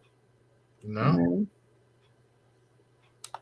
Things like this were definitely rare, and especially in the 40s. Home. She turned down the street and kept running, bare feet slapping against the dirt road. Finally, she made it to a neighbor's house where she gasped out the words, "Marshall's dead," before falling to the ground. Her neighbor, A.V. Prater, fired a rifle into the air to get the attention of another neighbor, Elmer Taylor, who had a car. Taylor and the Prater family piled into the car with Kate and rushed her to the hospital. Once Kate was safely in a doctor's care and able to be questioned by police, officers traveled to the Starks' farm to see just what had happened. There, they found a truly nauseating scene. In Kate's absence, the killer had walked through the front room, dipping his hands in Virgil's pooled blood, and wiping his bloodied hands all over the walls and furniture, leaving gory handprints throughout the once happy home. Though they were able to quickly secure the crime scene on the inside of the house, a sudden influx of additional, less careful officers tramped all over the exterior of the house and completely erased the killer's tracks. Are you kidding me? The bloodhounds brought to the farm to follow the killer's trail couldn't pick up a scent either, leaving a single set of fingerprints from the inside of the house, the print from a size 10 shoe just outside the window, and a flashlight dropped on the ground as the only usable evidence. Not only did the police not have much to go on, it was uncertain whether or not this latest killing was even the work of the Phantom. The MO was noticeably different, targeting a married couple that had been together for years and established themselves as pillars of the community.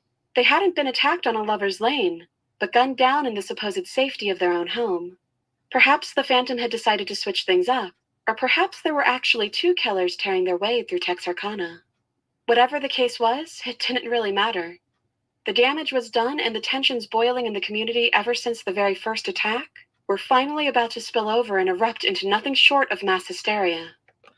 And here's the thing, I hear him talk about how the police messed with the chain of evidence and they tracked through the house and just kind of was all over the place. What you have to remember also is back in the late 40s, early 50s, forensics wasn't really even a thing. I mean, you didn't have DNA tracking. You didn't have, all the computer technology like we do today. And, I was actually wondering myself. I wonder if they still have that evidence.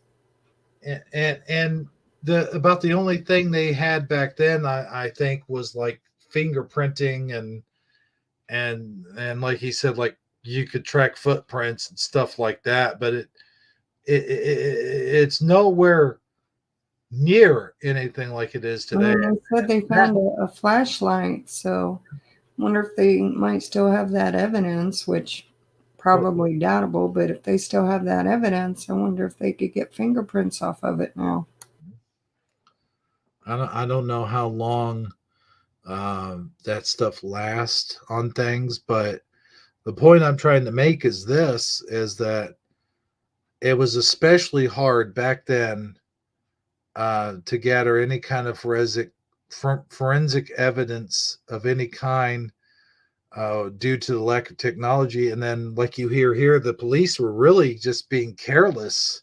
Sounds like just dragging things all through the house and not really paying attention to what they were doing. For sure, it seemed like they were very clumsy. Up next, we dig into the flurry of investigation, rumors, and vigilante activity that flooded Texarkana after the murders began. But first, a word from our sponsors. Uh-oh. If you're interested in listening to the show ad-free... We don't need to have sponsors. Let me fast forward it just a little. Okay, let's see where we're at. Okay, I have no idea what... That is sure to spark joy in the showers. It is a fall. Fear and uncertainty whipped the public and authorities alike into an absolute frenzy.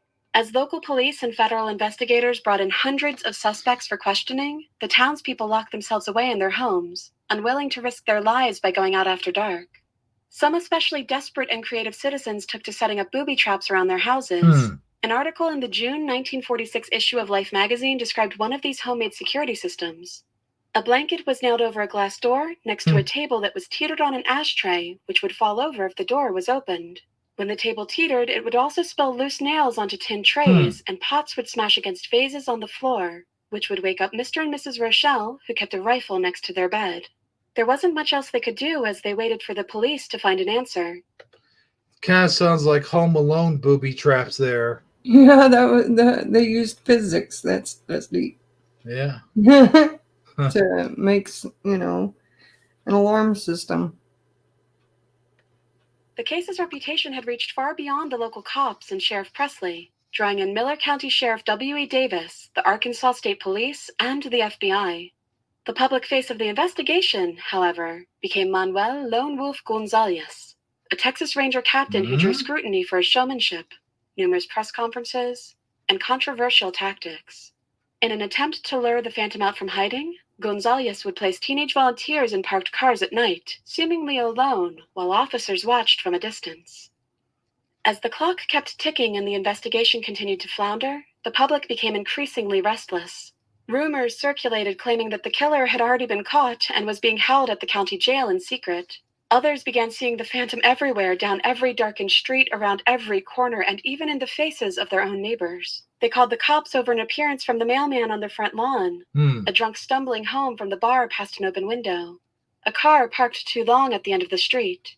Pressure was mounting, tip lines were filling up, and the sheriff's deputy himself was nearly shot by a young woman while he was patrolling a lover's lane one night. Wow. Then, in July, Detective Tackett arrested a man by the name of Yowell Swinney. Tackett had been investigating stolen cars in connection with the Griffin Moore murders, and tracked down a car that had been reported stolen, then abandoned at the scene of the killings. Swinney's wife Peggy came to pick the car up, and Tackett arrested her. She had quite a story to tell. Her husband, she claimed, was the Phantom Killer.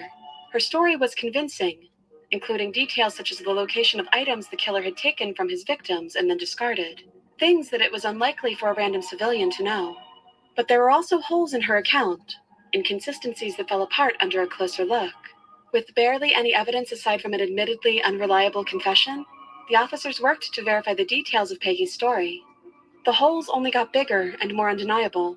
On the night of the Booker Martin murders, the Swinney couple had been sleeping in their car under a bridge in San Antonio, hundreds of miles from the crime scene. Swinney did time in prison for car theft, but was never charged with murder.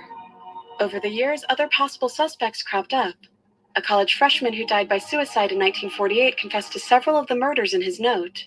However, no concrete details connected him to any of the victims, and a friend of the deceased provided detectives with an alibi. An Air Force machine gunner claimed to have fallen into a fugue state and woken up after the Starks murder, with his rifle missing. But his story was found to have no basis in fact. Law enforcement looked into Betty Jo Booker's saxophone salesman, an escaped German prisoner of war, an unknown hitchhiker who carjacked a man with a pistol, a taxi driver, and several prominent members of the community, but nothing concrete ever turned up.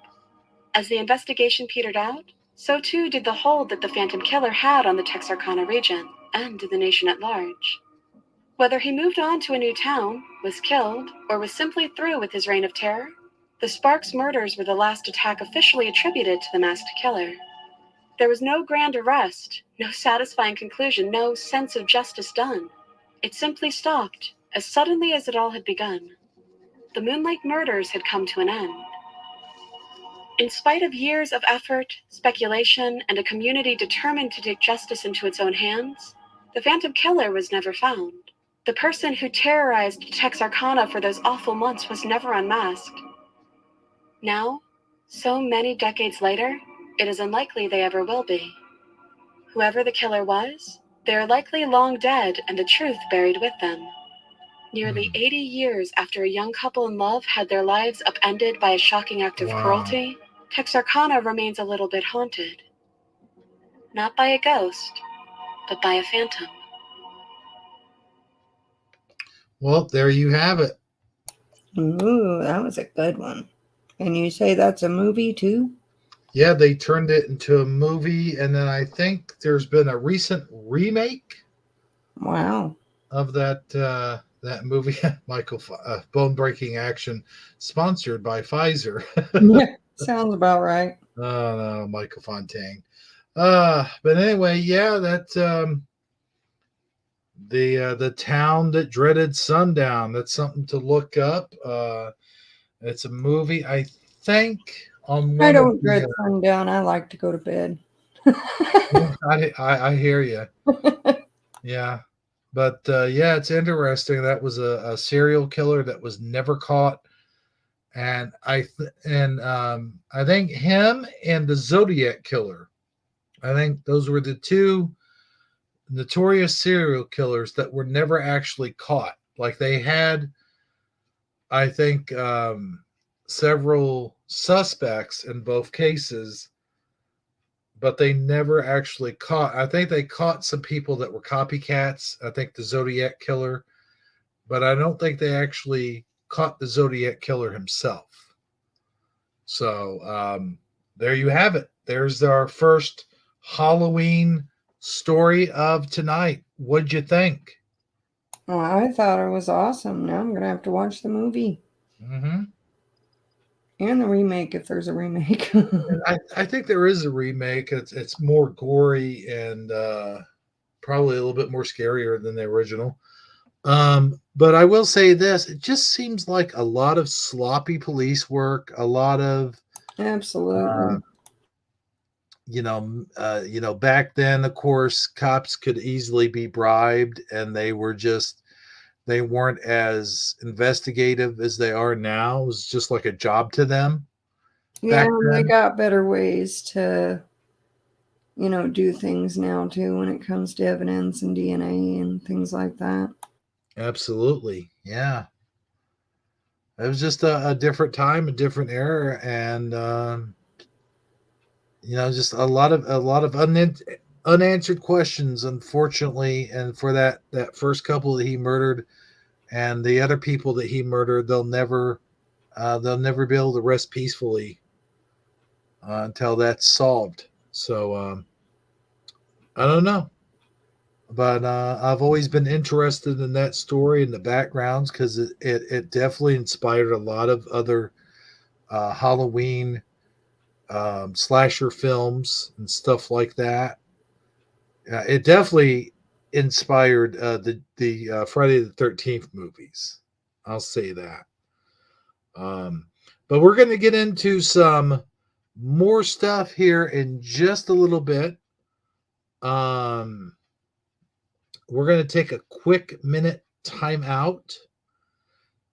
Let's see. I'm going to read some of the comments here. Yeah, okay. Not much, just waiting till beer 30, says Michael Fontaine. That's funny. And then Bone Breaking Action responds, yeah, I got about an hour before Weed 30 myself.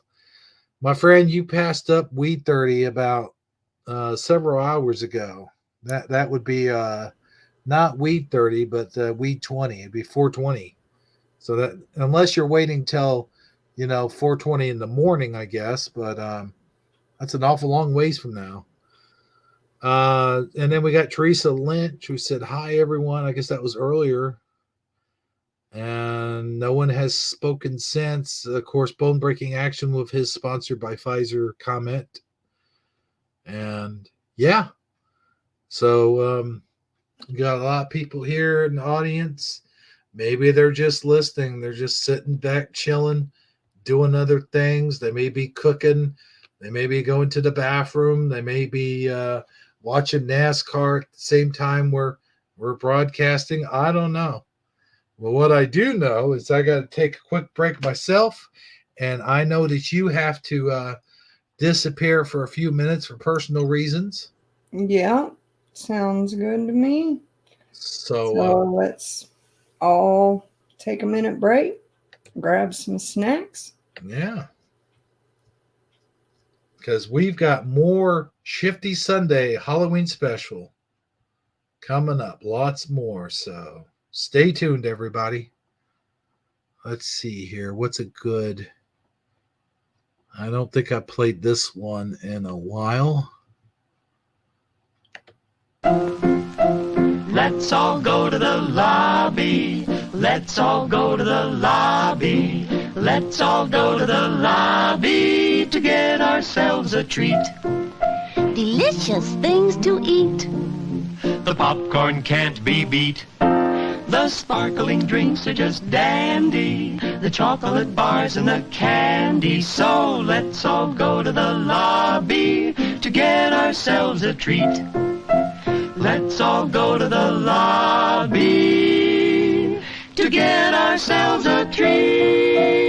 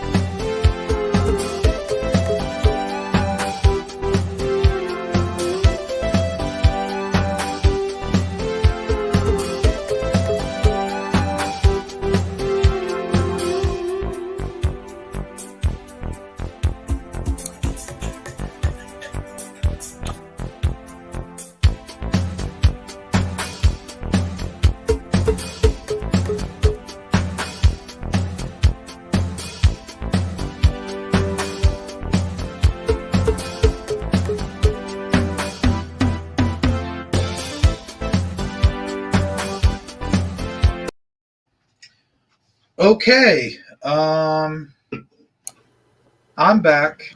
I'm back. Are you? I'm back. Hi, back. That's my name. No, that's my name too.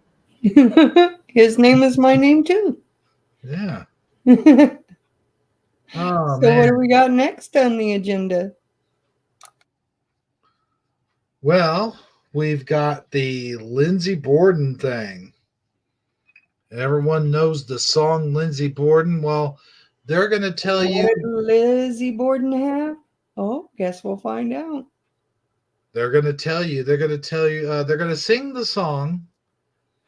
and then they're going to tell you all of the inaccuracies of what was going on in that song, and then a little bit of backstory about Lindsey Borden. I think we have something in there about her uncle.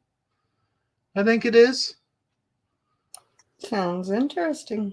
So that should be interesting. And let me read some more comments before we get started here. We got bone breaking action. Everyone is hiding under the blankets. That's what happened to everyone, huh? Yeah, I'm gonna be hiding.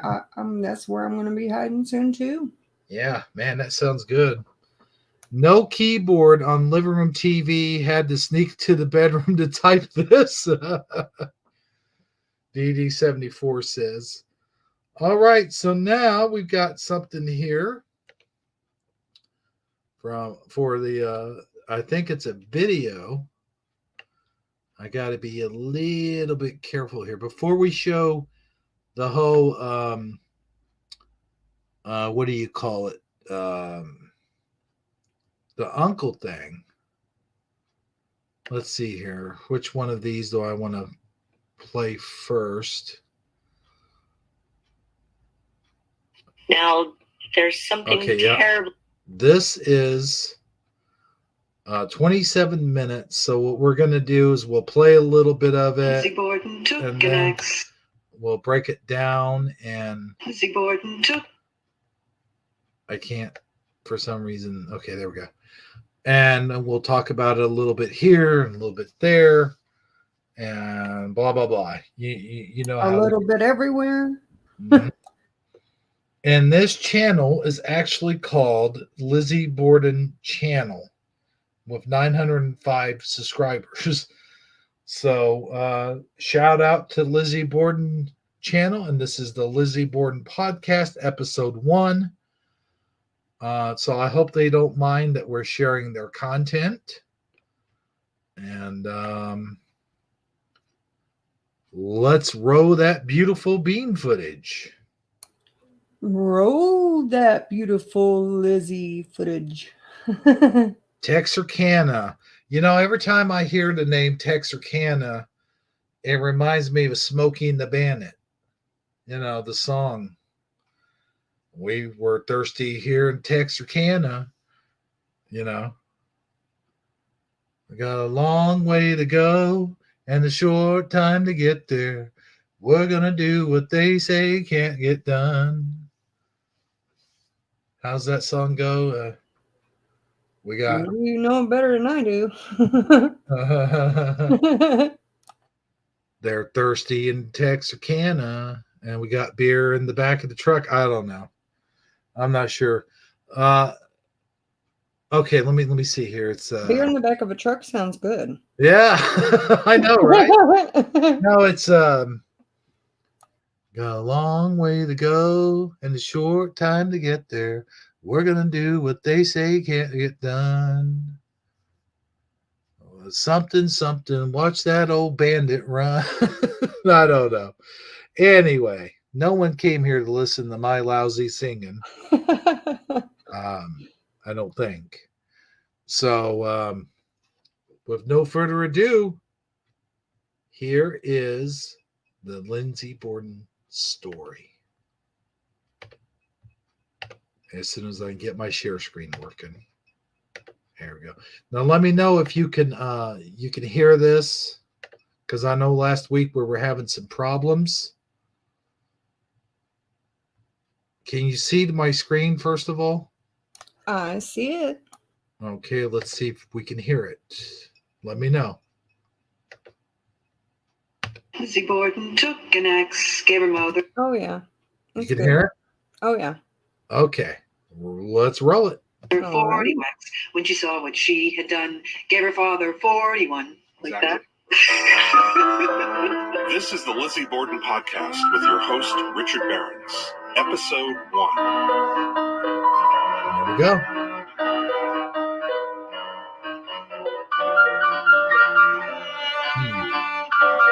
Some piano music going on there.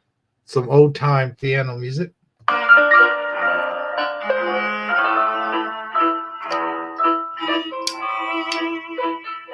right. Let's go. Let's hear it. Okay.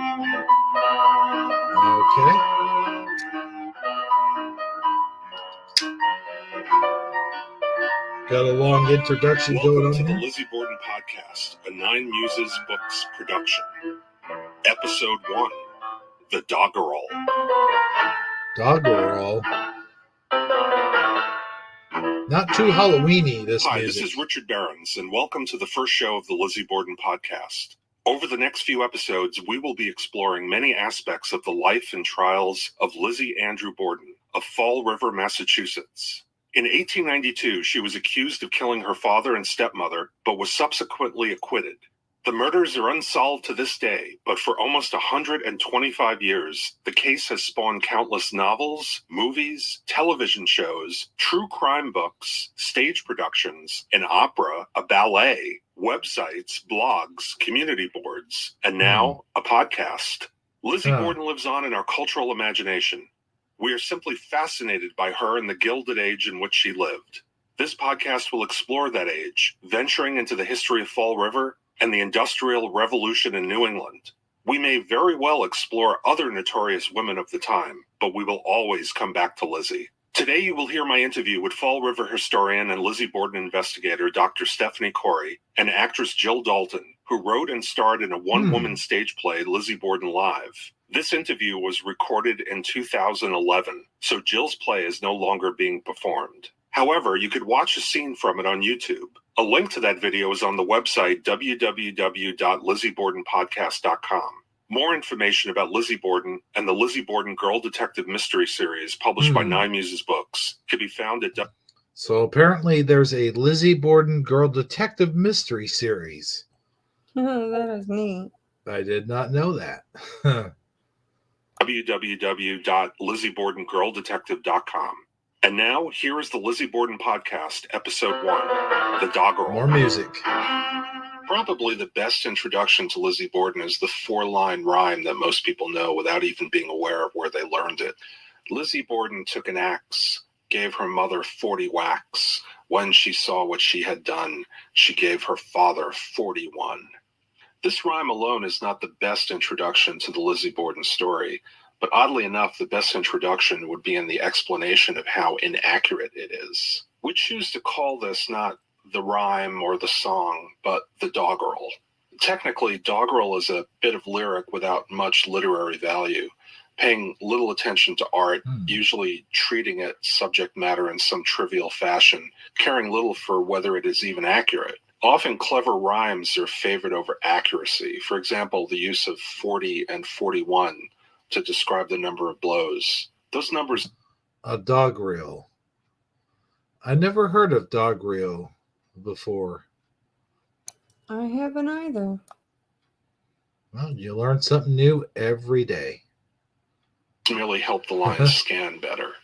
Could you imagine how the song would sound if it were rewritten as follows? An unknown person took a hatchet, gave Lizzie Borden's stepmother 19 whacks. And then roughly about 90 minutes later, the same unknown person gave Lizzie Borden's father 10 blows. It wouldn't sound strange. As, you can't exactly jump. Wouldn't sound as catchy, I don't think. Probably not. Rope to that, but it's far more accurate. Mr. Andrew Jackson Borden and his second wife, Abby Durfee Gray Borden, were murdered in their home on August 4th, 1892 in Fall River, Massachusetts, between 9:30 and 11 o'clock in the morning. Andrew's youngest daughter, Lizzie, was subsequently indicted for the murders, and in June... Wow, I wonder what age she was when that picture was taken. I don't know. She looks to be awfully young, maybe in her teens. Yeah. 1893, she was acquitted by the Superior Court in New Bedford. She lived a free woman for another few decades on the hill in her house Maplecroft on French Street, dying in 1927, and the identity of the killer was never discovered. There is evidence that Lizzie Borden heard the doggerel in her lifetime and was quite disturbed by it. In this podcast, we're going to explore the origins of this song and how it has been used in history and in the media. Hopefully, along the way, you'll learn some basics about Lizzie Borden. First, we talked to Dr. Stephanie Corey at Pear Tree Press. Stephanie is also the editor of The Hatchet, a journal of murder, mystery, and Victorian history, and the author of the blog Mondo Lizzie. She's an active member of the Fall River community and a valuable contributor to Lizzie Borden studies. I chatted with her recently about this famous doggerel. All right, so we're talking about the doggerel. Yes, we are. Do you want to recite the doggerel so people could hear it? Sure. Lizzie Borden took an axe, gave her mother 40 whacks, and when she saw what she had done, she gave her father 41. Now, there's something terribly, terribly wrong with that little rhyme, which is almost every word is incorrect. We know from some historical studies that the doggerel actually existed from sometime around 1893, which means it was spoken to Lizzie in her presence at some point. There are stories that people come and tell me proudly in some strange way about their great-grandfather or grandfather running after Lizzie, actually saying it to her as she was walking up the street. It's believed that it was actually sung outside the courtroom in 1893 while she was on trial for her life. Somehow, although it doesn't scan properly, to the tune of Tarara Boom Die. I haven't been able to make it work in my head, but perhaps there's other versions of that music. Well, the song Now, just imagine you being put on trial for murder and then sitting in the courtroom and then hearing people singing this song. Yeah, I know this song. Ra ra ra boom die. That'd be something else. That'd be a show to see. Tarara Boom Die, according to some websites, was actually introduced in 1891, which would make it it would have made it a popular song at the time of the murders and at the time of the trial. And an easy thing for someone to remember because it's very short and upbeat. Now, when you say that Lizzie in as early as 1893 may have actually heard this song, we generally, maybe because of the media, maybe because of movies that have been done, we generally think of a chorus of children singing this. Why do you think that we have that association of the song with a chorus of singing children? I think because it had later and more currently still been a jump rope rhyme, that without it being attached to any particular kind of music, it works as a jump rope rhyme. And in fact, people that I know tell me that they used to jump rope to it. So I think that it became a kid's poem. It's easy to remember. It's kind of like ashes to ashes, we all fall down, ring full of posies, all that stuff. Yeah, I think today, though, if we seen a bunch of girls, doing jump rope and singing that song, might be a little creeped out. Yeah, maybe a little. Yeah. It's interesting that you don't even really see people doing jump rope anymore. But it does seem like a song that they would definitely jump rope to, I guess. It's got a good rhythm to it. Sorry, I was just looking at one of the last comment. Oh, yeah? Yeah. You want to read some of these comments here? Sure, go ahead and read the comments. All right. We got Suso. Oh, Suso's in the house. Uh-huh.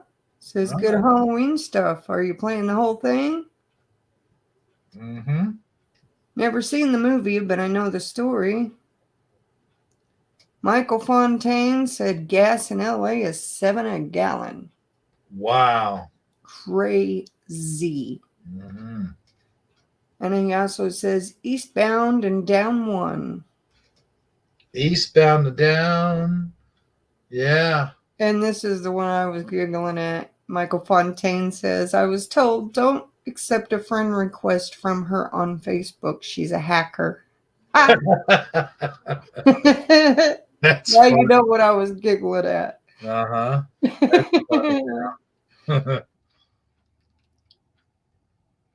Some interesting comments there. Glad to see Suso popping in. Yes, hello, Suso.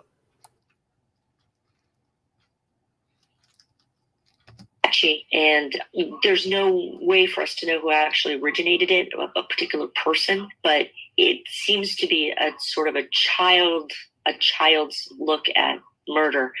It's actually sort of funny in a way, probably meant to be ghoulishly childish, which kids would be into. So I think that's why it's connected to children. Sort of like the Ring Around the Rosie doggerel being associated with children, but it's... I just said that. The Ring Around the Rosie poem. Yeah. Look, they're wearing gas masks. Mm-hmm. Oh, wow. Crazy. It's really about the Black Death. Yes, and dying of the plague. Yes. Now, when you say that it may have been sung outside the courtroom during the trial, this would obviously be a chorus of adults. Or children, or whomever. If people are out there passing the time, apparently from what I've learned, the crowds gathered outside the courthouse and not everyone was allowed in, and it was the seating was limited, and people would arrive and try to get a seat in the courthouse, and they would be 4 and 5 and 6 and 8 people deep on the outside of the building, not being able to get in. It was in the summer, so the trial was in June, so the windows would have been open, and perhaps they were trying to hear the story, what was going on inside from outside. People hung around and milled around outside the courthouse. There was also a cow pasture nearby, apparently, at the time, and there's remarks by various journalists that the cows moving while the trial was going on. So it was a sense that you could hear from the inside and the outside of the building. Now, this is the courthouse in New Bedford, correct? Yes, the Superior Courthouse in New Bedford. And there's no trace of a cow pasture now? No. They pave over everything around here, so no, it's a parking lot. Okay. Now, at the time, Lizzie Borden was in the jail in Taunton, correct? Well, she was in the jail in Taunton between her indictment and the trial. When the trial came, she was moved to New Bedford and was in jail in New Bedford during the 12 to 13 days of the trial, and then released from there when she was acquitted. So she spent about 10 months, I guess, in Taunton waiting her trial. Yeah. Is there any evidence whatsoever of Lizzie reacting to this song? No, but as I said, a gentleman told me recently, quite proudly, that his father, as a child, was sort of screaming it at Lizzie as she was walking home up Front Street, right, and yelling it at her as she moved. And he was very pleased with his story that he told me, and he smiled like, haha. And I looked at him and I said, well, that was cruel, absolutely cruel. And he said, well, kids will be kids. And it adds to the stories of her being shunned within the culture of the city and with the society of the city, even while she was living here. It's funny, she was so protected and represented and supported during the trial by so many people, organizations, and people of note and reputation. And then once the trial was over, she was dropped like a hot potato. I guess not so much that they didn't believe her, but that she was now tainted. And I imagine anybody going through that kind of an experience and being accused of such a horrible deed would in fact be tainted by that experience. And so it wasn't something anybody wanted to associate with. It was unseemly, I suppose. And they moved on to other causes and sort of left her high and dry. And this includes her friends at church, and this includes those organizations that... On another note here, I have seen shows where they have gone in and investigated this supposed Lizzie Borden house. Now, the Lizzie Borden house, I believe, has been turned into a museum of sorts, but they have reported hauntings in that house, and that would make sense since all the brutal murders that happened in that house, as well as the story surrounding it. I'd still like to go see it. Would be kind of neat. She belonged to and was a member of and was held positions with. She was sort of ostracized. Now, I know that in the Elizabeth Montgomery movie that was aired on network television, that song was used, and in there it was sung by a chorus of children. Do you know of any other movie or play or opera or ballet or? Now, right there, that looks like a hatchet. Yeah, that's it definitely don't look like an axe. Mm-hmm. He's tiny. Tiny thing, and an axe has the two. Well, I guess not all of them have the double edges, No. but you could tell just by looking at it, it's not an axe. Right. More of a hatchet. Hatchets were smaller. And it does make sense that she would use, well, maybe not she, but whoever did the murders would use a hatchet because it's smaller, it's lighter weight, and it'd be just easier for someone of that size, Right. than To it would. carry around. Right. Or any thing in the media that has used that song? I think every play that's out there has got it in there somewhere. Most recently, the Lizzie Borden rock musical in New York that is played off Broadway at the Living Theater, hopefully soon to go to Broadway because Rock it's musical. so amazingly good. They use it in a fabulous way. They start off with the four characters in the play. Rocking out to Lizzie Borden. Russell, Emma, and Lizzie singing the song as four part, sort of getting yourself getting used to the story because the story is in the doggerel. And then at the end, Lizzie sings it herself, and it is an absolute triumphant so there. And I've never heard it sung that way or spoken that way or used that way before, and it just sent chills up my spine. But the rock musical takes every single myth about the story that cannot be proven and runs with it, and it works so well. But that's where they're headed with it anyway, that this was her liberation. By killing these people, it was her liberation. And so the song becomes an anthem for her, and it was the best use of it ever, and absolutely spectacularly perfect. So Wow. I applaud them in their retooling and sort of framing that song to suit their purposes as a characterization of Lizzie. At this point, you want to talk about the wrongness of the doggerel, right? Yeah, we're going to discuss. So we'll just get into the wrongness of the doggerel, what they're talking about. And then we'll sort of end it after that when they're done talking about the wrongness, because I do have another Lizzie Borden thing that I do want to share. So, And off the subject just for a second. Mm-hmm. Are you eating a salad? I was eating a Snickers. A Snickers. I thought I either heard you eating a salad or you were opening up a wrapper of candy. That was my next guess. Anyway, Yeah. back to Lizzie Borden. Sitting here munching on Snickers. Why not? It is Halloween. I'm surprised you heard that. My microphone must be really good.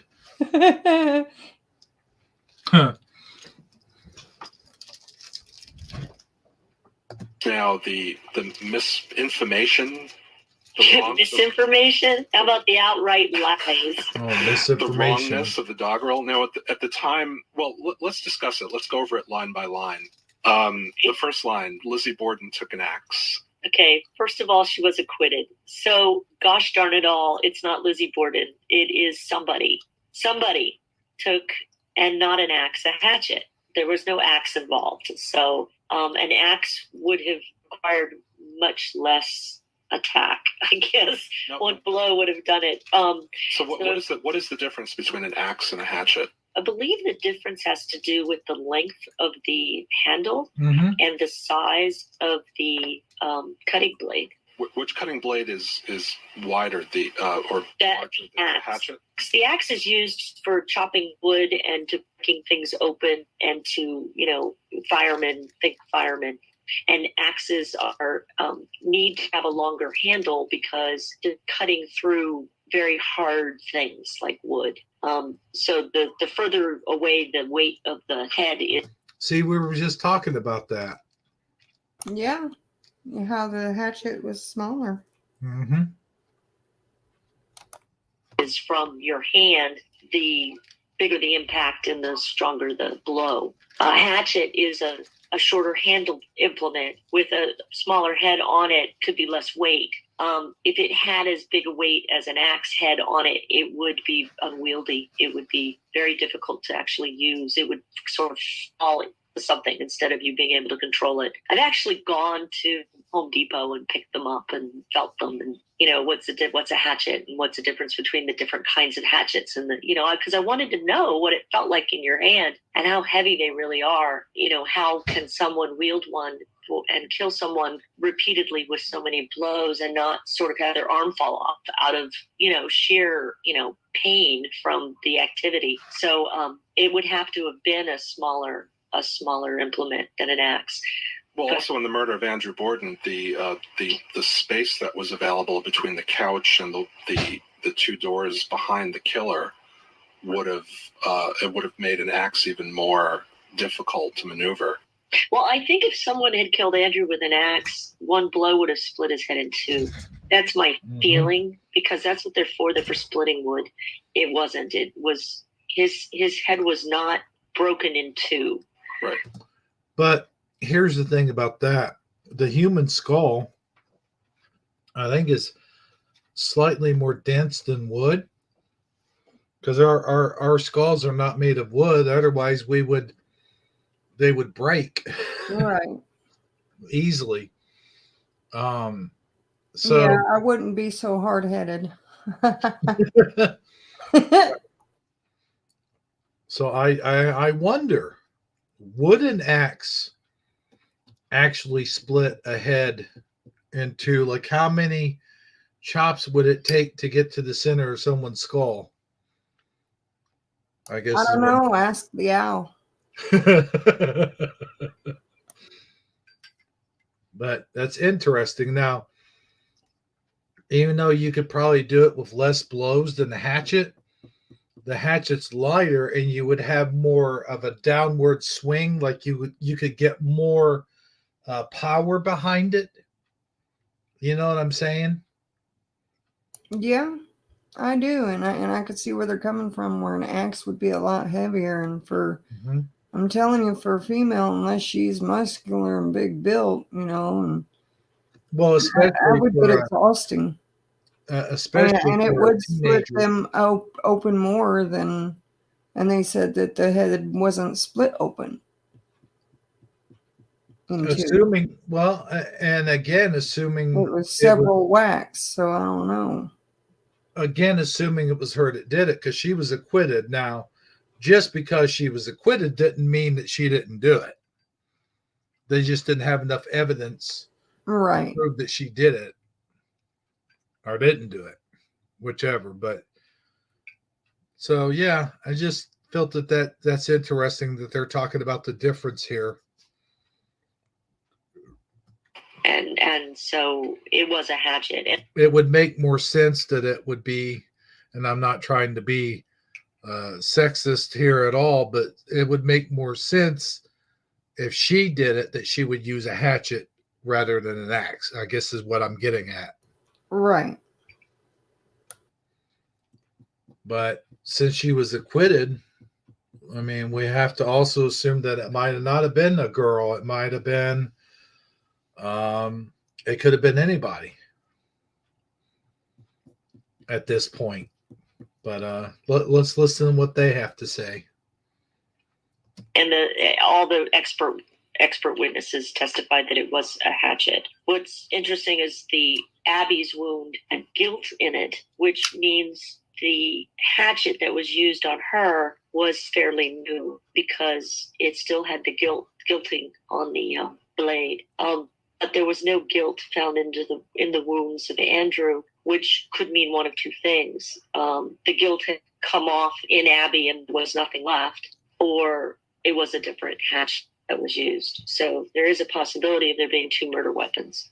The second line is pretty bad too, because it gave her mother 40 whacks. Well, it wasn't her mother, it was her stepmother, as she so famously Right. announced. And it certainly wasn't 40 whacks, it was 19. So 40 becomes this humongo number that makes it sound so tremendously violent. Now, 19's pretty bad.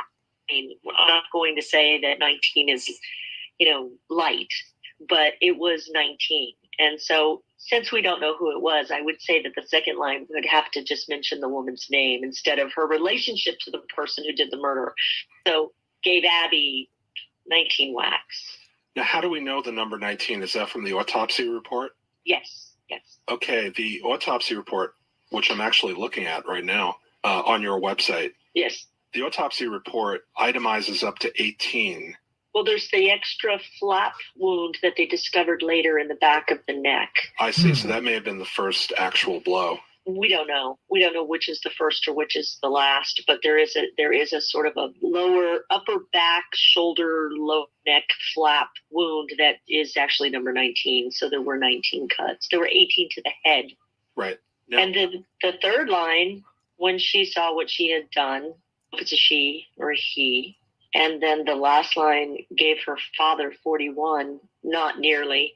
He was attacked 10 times with a hatchet. Again, since we don't know who did it and she was acquitted, we can't give him the father. I would just put his name in there. I came up with a little poem myself to sort of explain it. It's not that great, and the other one's much better to sing along.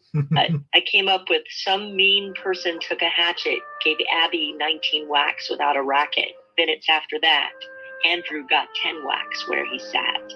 Yeah. I don't like that as much. How about you? It's different. But yeah, it still doesn't sound as interesting, I think, because we're used to hearing the other one. Yeah. That's a good point. It's not as good. It will never be as good, and no one can think up a better one, I promise, but it's more accurate. Well, you have to test it out on a bunch of girls with a jump rope. No, I think they'll go with the other one, because Lizzie Borden is fun to say. There's something poetic about her name. Lizzie Borden. Oh, yeah.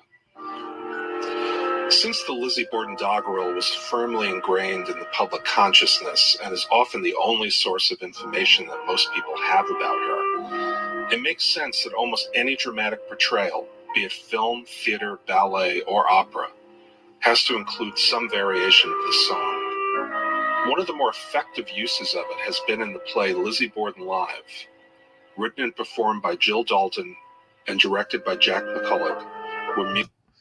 I would rather see the movie they were talking about earlier. Yeah. I forget what that was, but I'm gonna look that up. I might watch that before I go to bed tonight.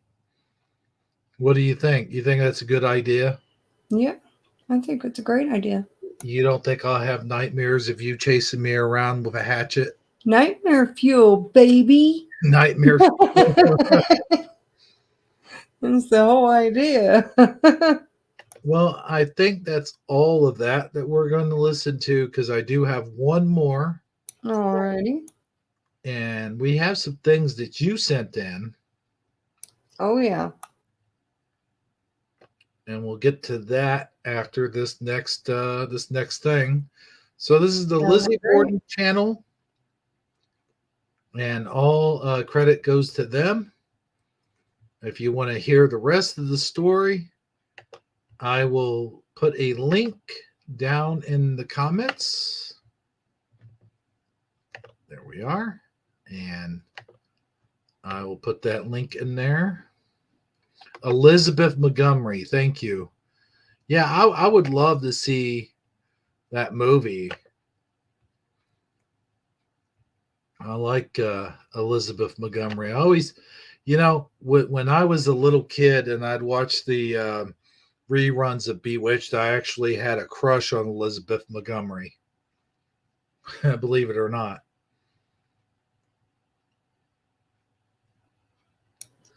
Yeah, I was trying to think of who the actress was that played in one of the Lizzie Borden type series. She's a younger actress. Played in like the Addams Family movie. Christina. What is it? Lucci or I don't know. shoot? I've never seen the series.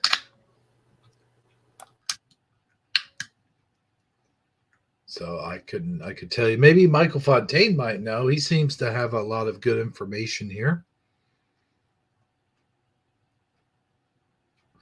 Uh-oh. We've lost Amazon line momentarily. Let me go ahead. I guess she went to look something up. I don't know. Let's bring her back in. I What have no idea what happened. what happened there? I don't know.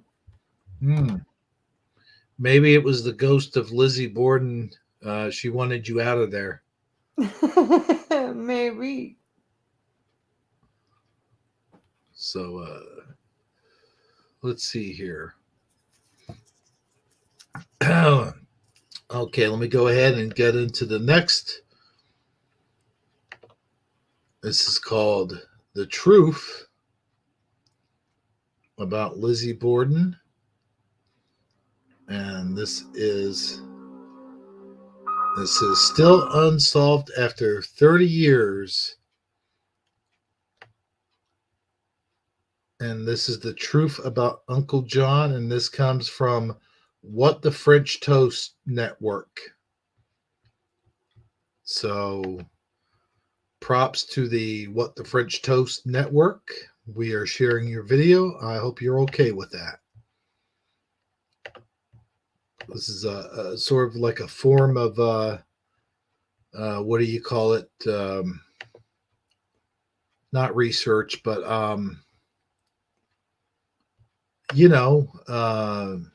when you critique something. Sounds interesting. I'm trying to figure out who Uncle John is. Well, I guess we'll find out. I guess we'll find out. Let's do it to it. Let's do it to it.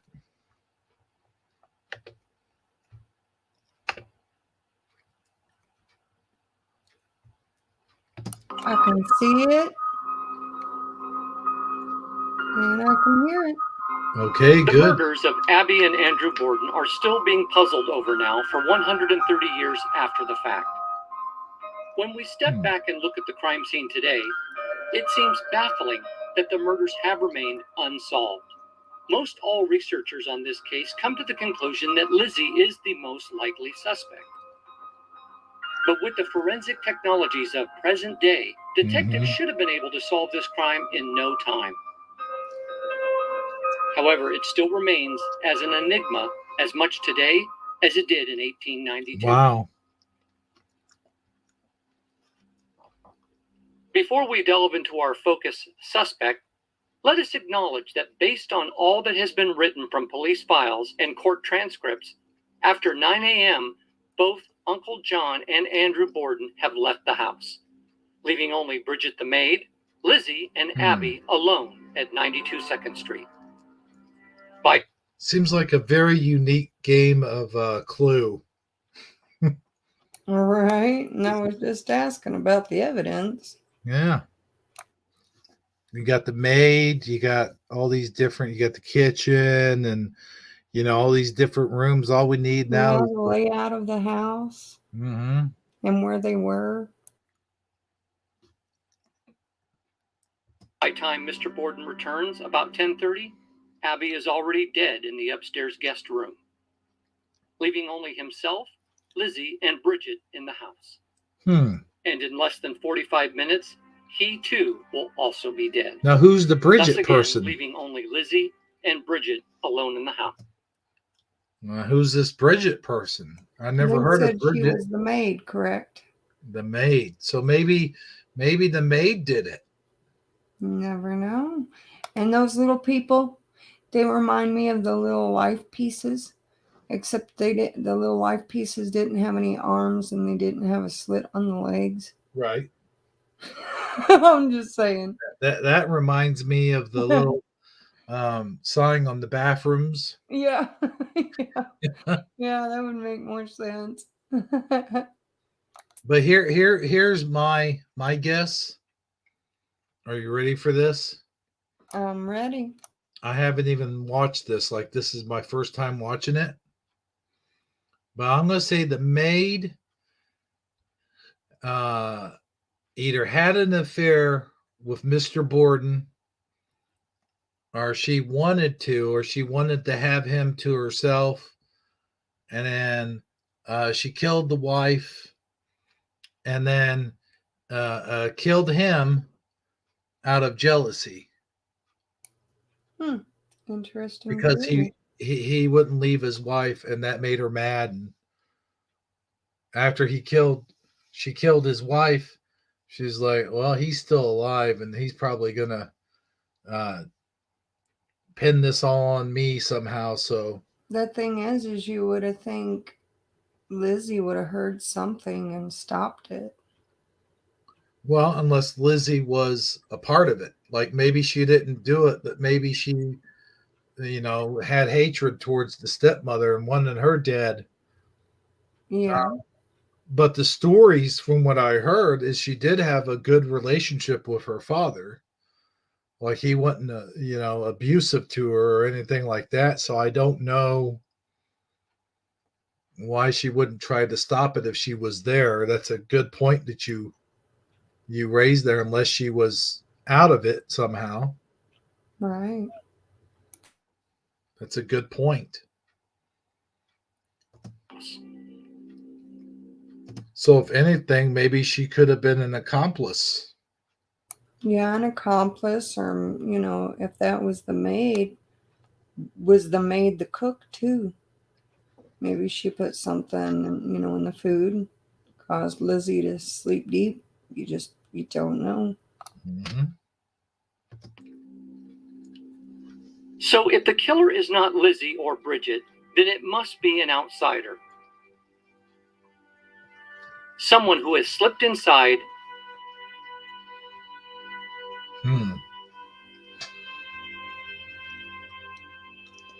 Hmm. And killed Abby, but doesn't attack Lizzie or Bridget, and hides for approximately 90 minutes. Then waits for Andrew to return.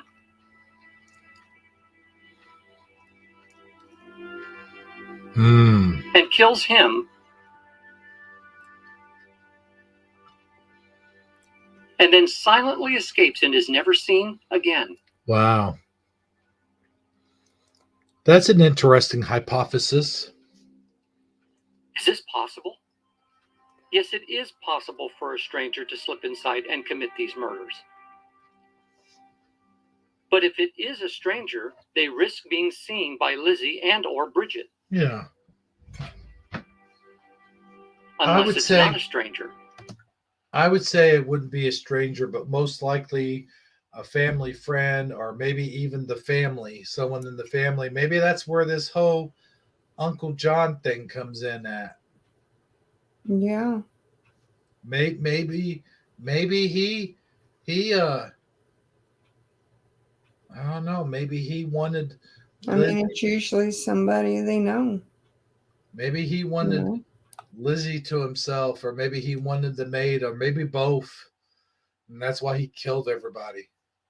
I don't know. Maybe he's that sick uncle, Just saying. I don't know. And they've been allowed inside to murder the Bordens and escape. If it is a stranger, what is the point of the killings? It's broad daylight. People, horses, and carts are going up and down 2nd Street in front of the Borden's house. The killer just wanders inside. Perhaps hears Abby in the guest room. Goes up and uses a hatchet type of instrument on her 19 times. Does the killer then remain in the room with Abby? Or do they find a place to hide for 90 minutes? You must consider someone who has just committed this type of rage killing would be in a heightened state. Calming down would take some time. Then Andrew Borden comes home and is let in via the front door by the maid.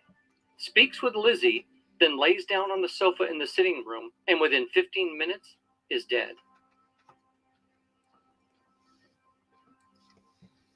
See, that doesn't make sense to me. If it was someone that came in and killed the stepmom, why would he not just go ahead and kill the But dad? wait, does this say Lizzie's in the dining room? Or is that the maid?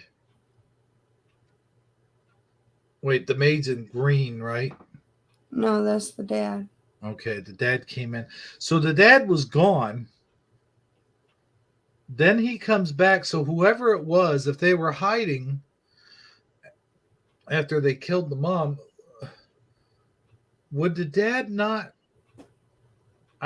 None of this makes sense. It seems like once he came home, would he not discover his dead wife? Would he not?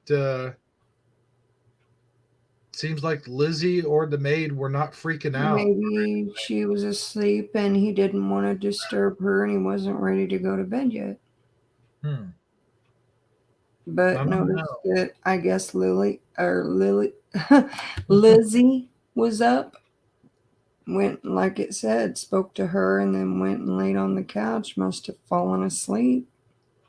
Did she know? I guess she didn't know that her stepmom was dead at the time. Well, you think she would have heard something if she's in the dining room. Mm-hmm. I don't know. Huh.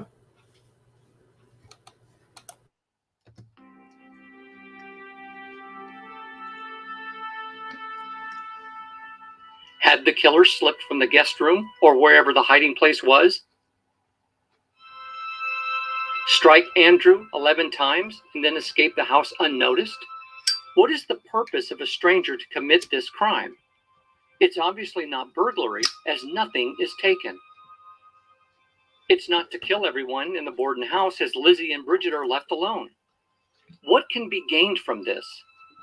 If it is indeed a stranger and stealing is not the motive. Okay, so Lizzie was out in the barn, supposedly, when this happened, and the maid was in her bedroom. Now that makes more sense. Yeah. Motive, then the only thing gained is to satiate the desire to kill. But if one takes a step back, it's obvious that Abby and Mr. Borden are the intended targets. So it could not be a stranger just fulfilling a kill lust. It would be an assassin, which means the stranger theory doesn't really hold water. With that said, if we remove the stranger from the crime scene, then we must accept that it has to be either a hired assassin or someone inside the Borden household.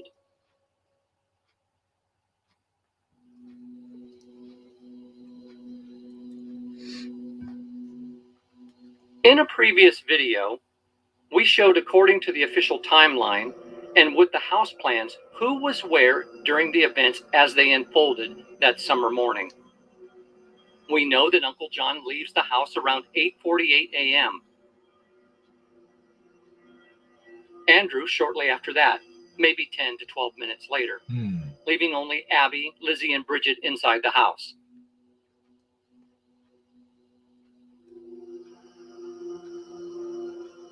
Bridget is instructed by Abby to wash all the windows inside and out.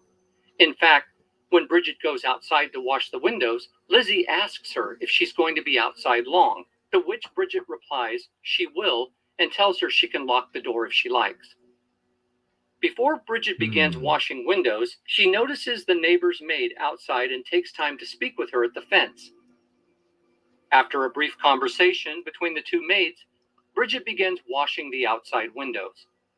It is during this time Abby is murdered, with only Lizzie inside the house. We are aware that many strongly believe in Lizzie's innocence. But if she did not commit the crime, then she knows who did, and therefore becomes an accomplice to murder. Yes. This would mean Lizzie would have to have let the killer inside the locked house. Where is Lizzie while Bridget is cleaning windows? Is she in the kitchen or up in her room? If she's gone to her room, then one of two things must be. Abby is still alive at that time or is dead laying on the floor, and there would be no way Lizzie could not have noticed her unless the door to the guest room is closed, which would suggest the killer is still in the room with Abby's body. But we know the door isn't closed at the time Bridget and Mrs. Churchill ascend the stairs because they see Abby's dead body laying next to the bed. In Bridget's testimony, she makes the statement that when she struggled with the front door to let Mr. Borden inside, she heard Lizzie laughing, and it sounded like it came from upstairs behind her. Although she would admit in court she did not see Lizzie on the stairs. This would be around 10:30 a.m. However, even Lizzie places herself on the stairs at one point, but later changes it to being in the kitchen when her father returned home. Was she upstairs changing clothes after killing Abby? If indeed she had killed both her stepmother and father, then it would require her to change her clothing not once, but twice. This would most likely have been noticed by Bridget. So we have to believe that if Lizzie did do it, she had to somehow manage to protect her clothing from blood spatter.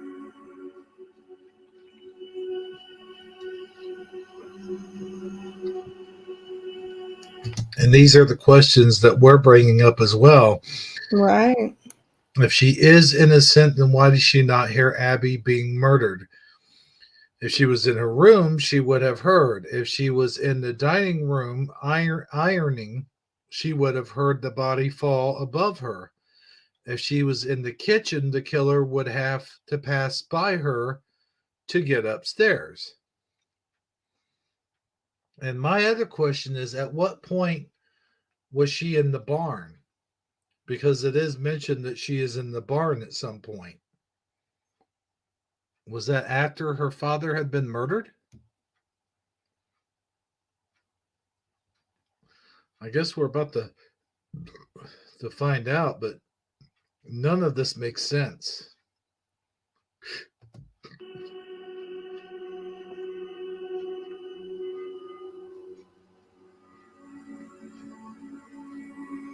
We mentioned in our previous videos that she may have committed the crimes in the nude, as suggested by the ABC Movie of the Week, The Legend of Lizzie Borden, starring Elizabeth Montgomery.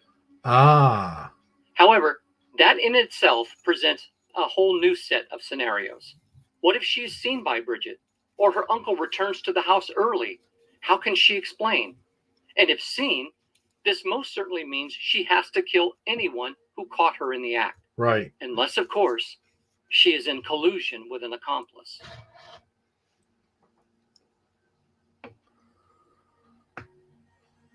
It has been suggested that Lizzie and Bridget may have been in on the murders together. Some authors believe there was an intimate relationship between them, and others state Bridget merely served as the lookout while Lizzie committed the deed. Is it possible Bridget and Lizzie made up the story of the window washing? This could work if Bridget is using the ruse of washing the windows as a reason to be in the yard during the time of the first murder. However, John Moore states in his trial testimony he heard Abby tell Bridget to wash the windows. And what about the other maid that she talked to by the fence? Yeah. Did they ever question? Well, they had to have questioned her, I would think, too. I would think so. So what about the killing of Mr. Borden? Bridget going up to her room to lay down doesn't make any sense if she's in on it, as Lizzie would still need someone to keep an eye out for Uncle John's return.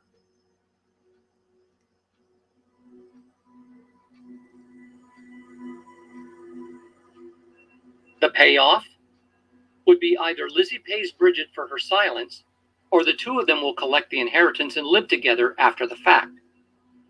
This is far too unlikely, as Lizzie seems to have been too dominant of a personality to share her wealth with a servant, one that she couldn't even be bothered to address by her real name.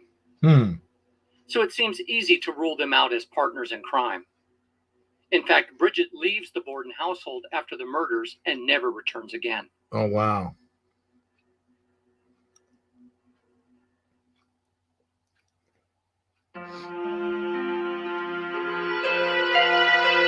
Okay, let's hear this story.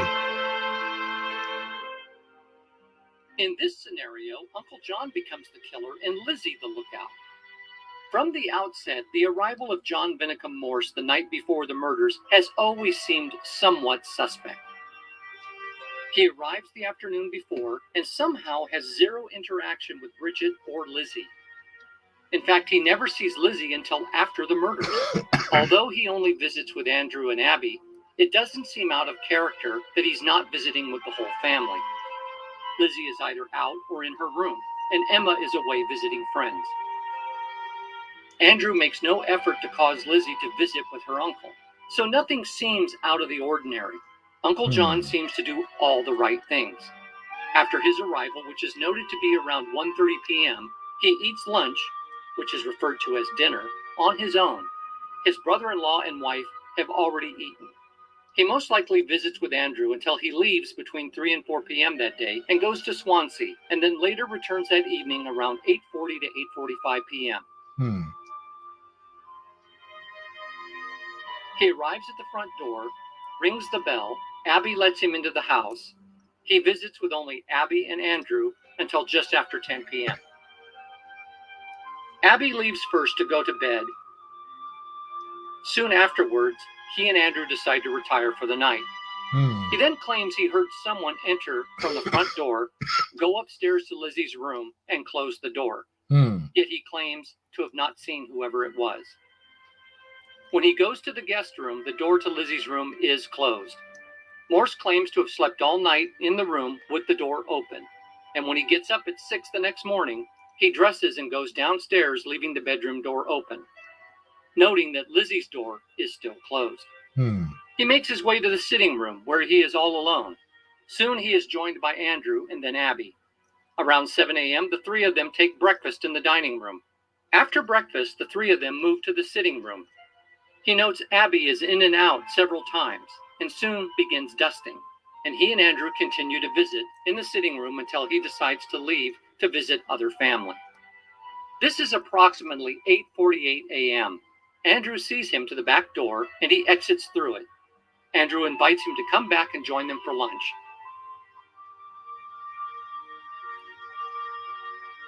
Some believe that Andrew and Uncle John had a serious argument in the sitting room. But if that were the case, Morse would certainly not entertain coming back for lunch. Right. And most likely, Andrew would not have invited him. Now we have Andrew leaving the house just after 9 a.m. If Uncle John is the killer, then he waits until Andrew has left the house, steals back after making an appearance at the post office as part of his alibi.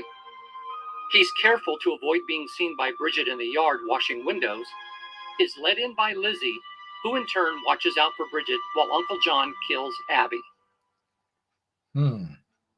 Interesting. Uncle John returning to the guest room would not give Abby any cause for alarm, as it's the room he slept in the night before. And anyone would most likely figure he'd be spending the night in the same room again. So if Abby saw him coming into the room, she would not be concerned, thus giving him the opportunity to strike her without warning. Once she's down and is dead, Uncle John has to either remain hidden until Andrew comes back or slip out, aided by Lizzie, and now visit with his niece, who lives about 1.25 miles from the Borden house, to further establish his alibi. Really? But what about the blood? Wouldn't he have to change his clothes? He makes it clear in his trial testimony he did not bring any luggage with him when he came to visit the Bordens.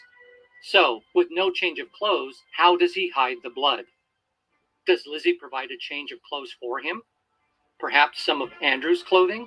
I was going to say, wouldn't he be able to wear the dad's clothes? Yeah. But why? Here's the thing. Why do you go to someone's house if you know you're going to spend a few nights with them or whatever and not have any change of clothes and luggage? Yeah. Yeah. Are they close in size? This is the same issue for Lizzie. 2 murders would mean 2 sets of clothing, unless the murders are committed in the nude, which is highly unlikely. But what now? Doesn't he have to make an appearance at his nephew and niece's home, where he is until after 11 a.m., the time of Andrew's murder? Wow. He claims that he was with his niece from around 9:30 to 11:20 a.m., so nearly 2 hours, and now must return to the Bordens for the noon meal. This just doesn't add up. There's no way he can be at his niece's home and kill Andrew. There isn't enough time.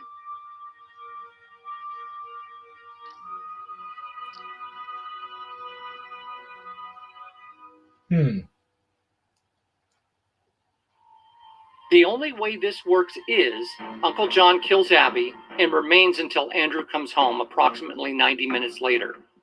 Waits until Lizzie gives him the all clear, he kills Andrew, and then he has to leave the house, make an appearance at his niece's home. Andrew is dead by 11 a.m. It would take him quite a while to walk the distance, but no sooner than he'd arrive, he'd have to turn around and come back in order to be in the yard eating pears at about 11:40 a.m. And we still haven't dealt with the blood on his clothing.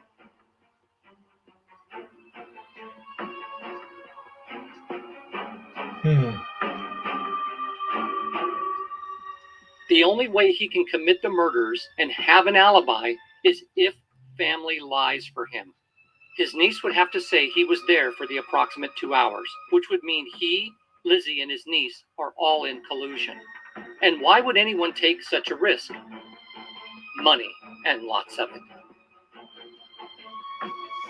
If Uncle John is the killer, then it has to be for the money. Right. He has no loyalty to Andrew. His sister's been dead for more than 30 years. He can see that his brother-in-law won't even own a house with plumbing and gas lighting. Wow. Both Emma and Lizzie were not getting along with their father, and they weren't getting any younger. And the recent gifting of a property to Abby's sister sent both Emma and Lizzie into a worrisome rage. Regardless, they feared the writing on the wall. If something happened to their father, they would lose everything. Abby would inherit his entire fortune, and they would be left out in the cold. Makes sense. So perhaps after the property that belonged to their mother was given to Abby's sister, Lizzie and her Uncle John had a conversation. And that conversation may have been how to work out the details on how to deal with Bridget, provide him an alibi, and that while Lizzie may be suspected, there truly would be no evidence against her. So the plan would require that Abby is killed first. That clears the way for Emma and Lizzie to inherit Andrew's estate. About $300,000 at that time. The equivalent today of nearly $10 million. Wow. In our previous video, we did make... So it makes sense. All of this kind of makes sense, but you also have the fact that they talked about earlier, which is Lizzie would not have shared anything with anyone. The way they talked about her and how her, how she carried herself and whatnot, that she wouldn't have wanted her uncle to still be alive. So why not kill him too? Like after he committed the murders, why not have someone kill him? Right. Or do it herself. I don't know. But it just seems unlikely that, or even more, or even like, why wouldn't he have killed her?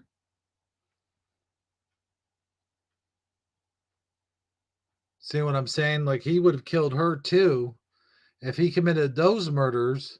Yeah, you would have thought he would have, done off with whoever was in the house, every single one. Yeah.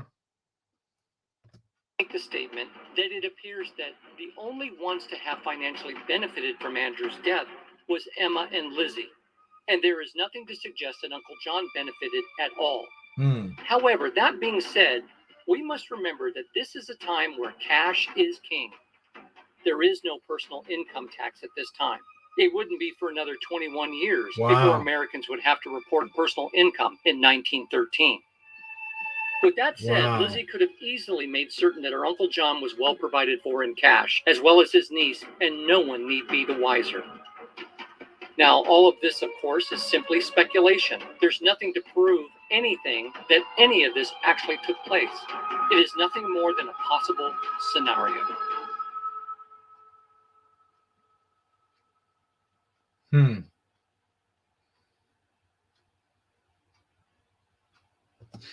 Well, I think that's really all of it, what we're going to see of that. All right. So, yeah, some very interesting stuff. And it looks like we have more people that have joined the chat. We got the Brett Worship Channel. Brett says, oh, and John Nada is in there as well. So we got Brett says, I am doing a fundraiser for my friend.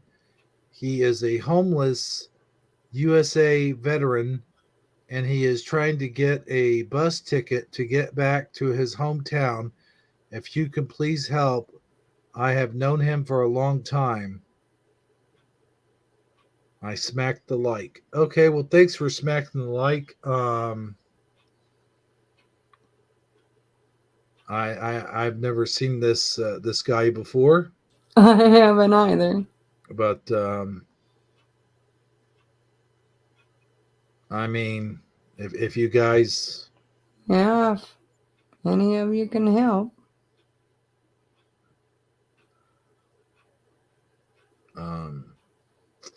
anyway, so let's see here. Let's see if there are any more comments here. And by the way, I'm going to send the link to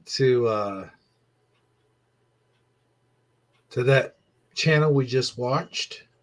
Right. If you guys want to watch the rest of it, there really wasn't that much more to go. I think we've covered quite a bit of Gordon. So we're just going to go ahead and smack the link in there in the chat. And you guys are more than welcome to do that.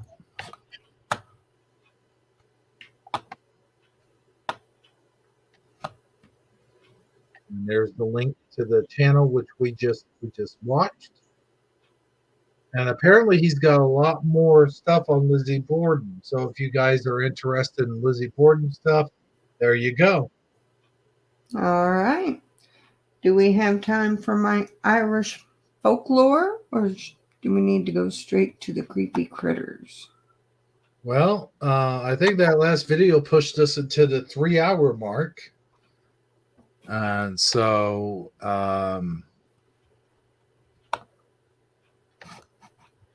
and you say the spider paragraph is kind of long. Yeah. All righty. Let's go ahead and. So let's go ahead and we'll do Amazon Lion's Creepy Critters. Amazon Lion's Creepy Critters. Roll that creepy critter footage. I'm sure you have plenty of creepy critters to share with us tonight, this being our Halloween special and all. Oh, yeah.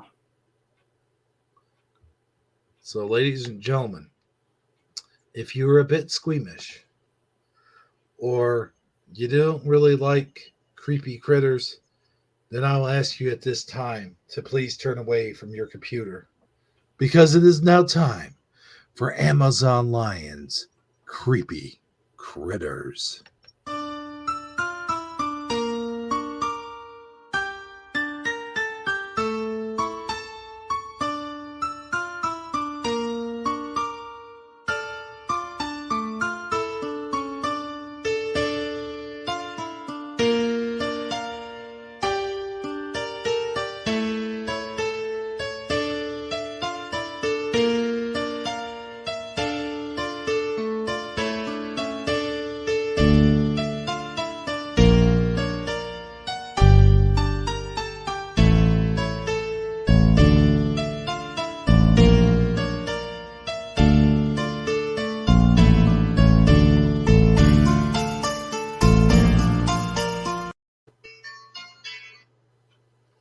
All right. I'm getting something up here in just a minute. Alrighty. Okay. Seems legit.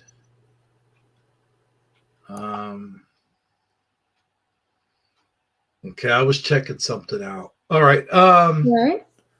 So what we got to do now? We got to present. I got to present for you. Let's go ahead and get that up there. Alrighty. And what do you want to do? You want to do the story first? I'm thinking, let's do the ant. It would make sense to do that one first. The ant? Yeah, and get that one out of the way. You know, the ant. Oh, yeah. One thing that I sent you, the up close. Mm-hmm. Now this is a creepy sight. It's a lot creepier than what they. I'm just glad I see them from the distance I do. Well, I mean, you ever seen the movie Honey, I Shrunk the Kids? Yeah. And you see an ant like up close. Yeah, but that Honey, one I Shrunk wasn't the even as creepy compared to this one. And of course, there's Ant-Man. You see ants up close and stuff. This thing looks nothing like what they show in the movies. This thing looks like a straight up demon out of a horror movie. Check this out. How about that for Halloween?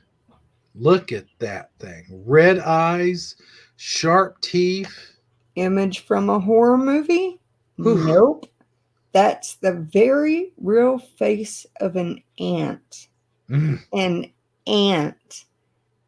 Now you have to think about that all night. Look, there's some nightmare fuel for you. That thing looks like, I'm just so glad it's tiny. Yeah. Yeah, if they were like as big as an elephant, they would, I feel like, eat us. It definitely That looks would be- scary. It looks Yeah. scary. Oh my Could you God. imagine those the size of an elephant? Oof. Yeah, I wouldn't even want to go outside. Get it off of my screen. Oh my gosh. Woo. Yeah, I ain't doing that. Oh, let's yeah. So last week we were talking about the creepy critter where people thought that there were now flying tarantulas. And I feel like you can't have Halloween without spiders. Now this is the giant spider eating bird. It is a tarantula, a Goliath tarantula. And they can eat things such as birds, full-grown mice. And I thought, what better way to bring in Halloween than with a tarantula that eats birds and mice? Yeah. Definitely. The last week's ended up being, innocent though. Mm-hmm. It can't cause harm. It might look ugly like a flying tarantula, but it was nothing more than a moth. It was a moth. This week, it is not a moth. Let's put up the information about the frog. The spider. Okay, And it's got the tiny frog below him. I found this interesting. Okay, let me.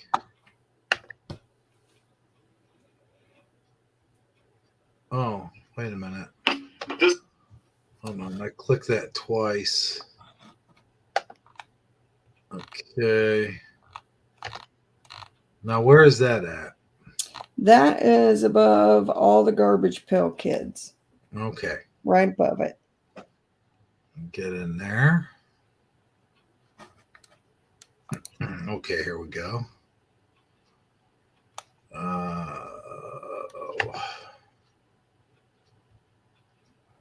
Okay, here we are. I'll let you read this. Alrighty. As soon as I get it up here. Whoops. Now, believe it or not, some species of burrowing spiders keep teeny tiny frogs in their burrows to keep it free of bugs too small for the spider to get that might try to eat the spider's eggs. This means that tiny frogs are spider cats. Even if Sounds you like hate someone spiders, could, you can't hate this. So, in other words, that little frog is his pet. sounds like someone could make a catchy cartoon out of this and a catchy song to go with it, like spider cats are on the move, spider cats are loose. Watch out for their creepy little legs. They'll put you in a noose. Spider, spider, spider, spider cats. Huh? What do you think? It sounded good. Mm-hmm. I applaud you. Why, thank you, thank you, thank you. And now I think we've probably got just enough time to do the video. We got a video of these giant spiders, man. And this The giant spider eating bird. Oof. This video comes from Epic Wildlife. Yeah, I don't mind small spiders. But when they get big enough to eat a bird, nope, nope, nope. I'm good. You could eat a bird, or maybe a small chihuahua, maybe. Who knows? Whew. There we go. This little guy is just a baby compared to a Goliath bird-eating spider. Can't believe that's just a And baby. you're watching the Epic Wildlife series. Yeah, that's what I'm saying. That's just a baby. Of northern South America, you will find the Goliath bird Jeez. spider.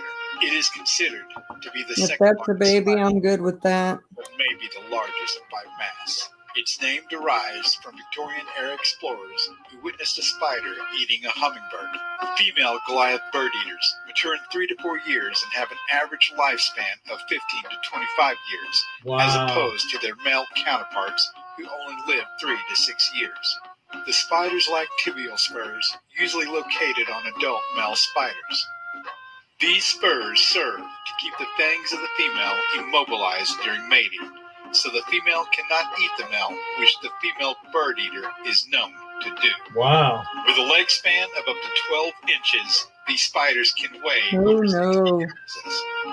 The spider does have fangs large enough to break the Did you say 60 ounces? Yeah, I'm not. 60? Yeah. Oh my goodness. That's Yeah. pretty Yeah. big. I mean, Ooh. I'm sitting here drinking a 12-ounce Coke, and that's like 3 cans of 12-ounce Cokes. You know what I mean? Yep, I'm good. Yeah. And let me guess, did he mention where this giant spider thing is from? It may have said in the paragraph. I bet it's from Australia. Possibly. I'm serious, man. Yeah. Every single creepy I don't know critter. if you said where it was or not. I think it's more, did they show a little map on there at the beginning? Oh, yeah, I believe they did. Well, Yeah, we'll have to go through it. but the venom is relatively harmless, comparable to a wasp's sting. Contrary to its name, the Goliath bird-eating spider does not normally eat birds. Its diet consists mainly of insects and other invertebrates, but has been seen feeding on rodents, frogs, and lizards. Although huge, hairy, and filled with attitude, their populations are jeopardized due to habitat destruction of the rainforest. Okay, so it's in the rainforest. That would be like around Brazil or Africa or something like that, I would imagine.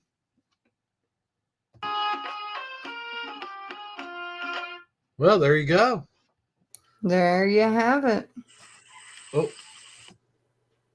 BBA had a comment. He said he's got a friend who has some of them bird eaters. You go in the room, they put their legs up. It's crazy. We jokingly call them Halloween spiders. I don't like them. I can't blame you, BBA. Oh my gosh. Ooh. And then to make it even worse, last week after I did the show, I had a bad dream about a tarantula as big as my chest, and it bit me. And I was sitting there like squeezing some kind of poison out. It was yeah, definitely nightmare fuel. Well, I mean, basically, all your creepy critters are going to be nightmare fuel. Yeah, yeah. But I tell you what isn't But nightmare. see, then it makes everybody have to watch a comedy or a funny cartoon before they go to sleep. But I tell So you the what, nightmare fuel's not so bad. but I tell you what isn't nightmare fuel, and that's been this show. I That's think we've right. had an excellent Halloween show, and I'd like to thank everybody who's been here, from Every single one of you, thank you. From Bone Breaking Action to Brett Worship Channel to Michael Fontaine. Michael Fontaine. Michael Fontaine. John Nada. Scrolling up here. Suso was here earlier on. And there's a couple of movies I got to watch after I get off of here, apparently. DD74. Bone Breaking Action, where giant hairy spiders are real. Teresa and things Lynch. are sponsored by Pfizer. Yeah. Teresa Lynch was here as well. And let's see here, scrolling up. Go-Kart Bob screeched in about 8:29 p.m. Eddie Von Keen with a wrench, the real Eddie Von Keen, or Eddie Von Kuhn as he's calling himself nowadays. Bear Lamb was here as well. And that's all I see as soon as I scroll on up. But we do have our lurkers. Nicole Ackerman sometimes comments after the show. And of course, you got Philo Fire, which might also be lurking and comment after the show. Who knows? But hey, everybody, it's been a great broadcast. I want you all to have a happy Halloween. Happy Halloween, everyone. All of you play it safe. Just be safe out there. Have a good time. And we will see you again on another broadcast at another time. And with that being said, Amazon Line, you got any final thoughts before we go? Throwing lots of love out and prayers for those that need it. Looks like Brett Worship Channel has a friend who's a homeless vet. I'm gonna put some prayers out there for that one. And I hope you all have a great week. And lots of love to all of you. Hebrew 77, it's been a blast.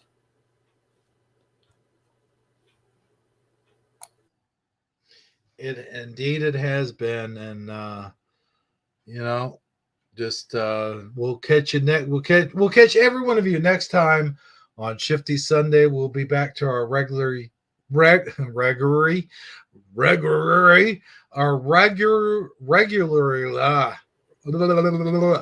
how's that for you? All right, Scooby. Yeah. Our regularly scheduled time on a regular. I should have regularly. Say that fast 5 times. I know. That's easy for me to say, isn't it? Yeah. Easy for you to say. No, not if I had to say it fast 5 times. I should just say same bat time, same bat channel. Right. How about that? All right. Well, it was a fantastic show tonight, and hopefully I'll see everybody next week. For Hebrew 77 Amazon Line, this has been Shifty Sunday Halloween Special. We'll see you guys next time. Good night, everybody.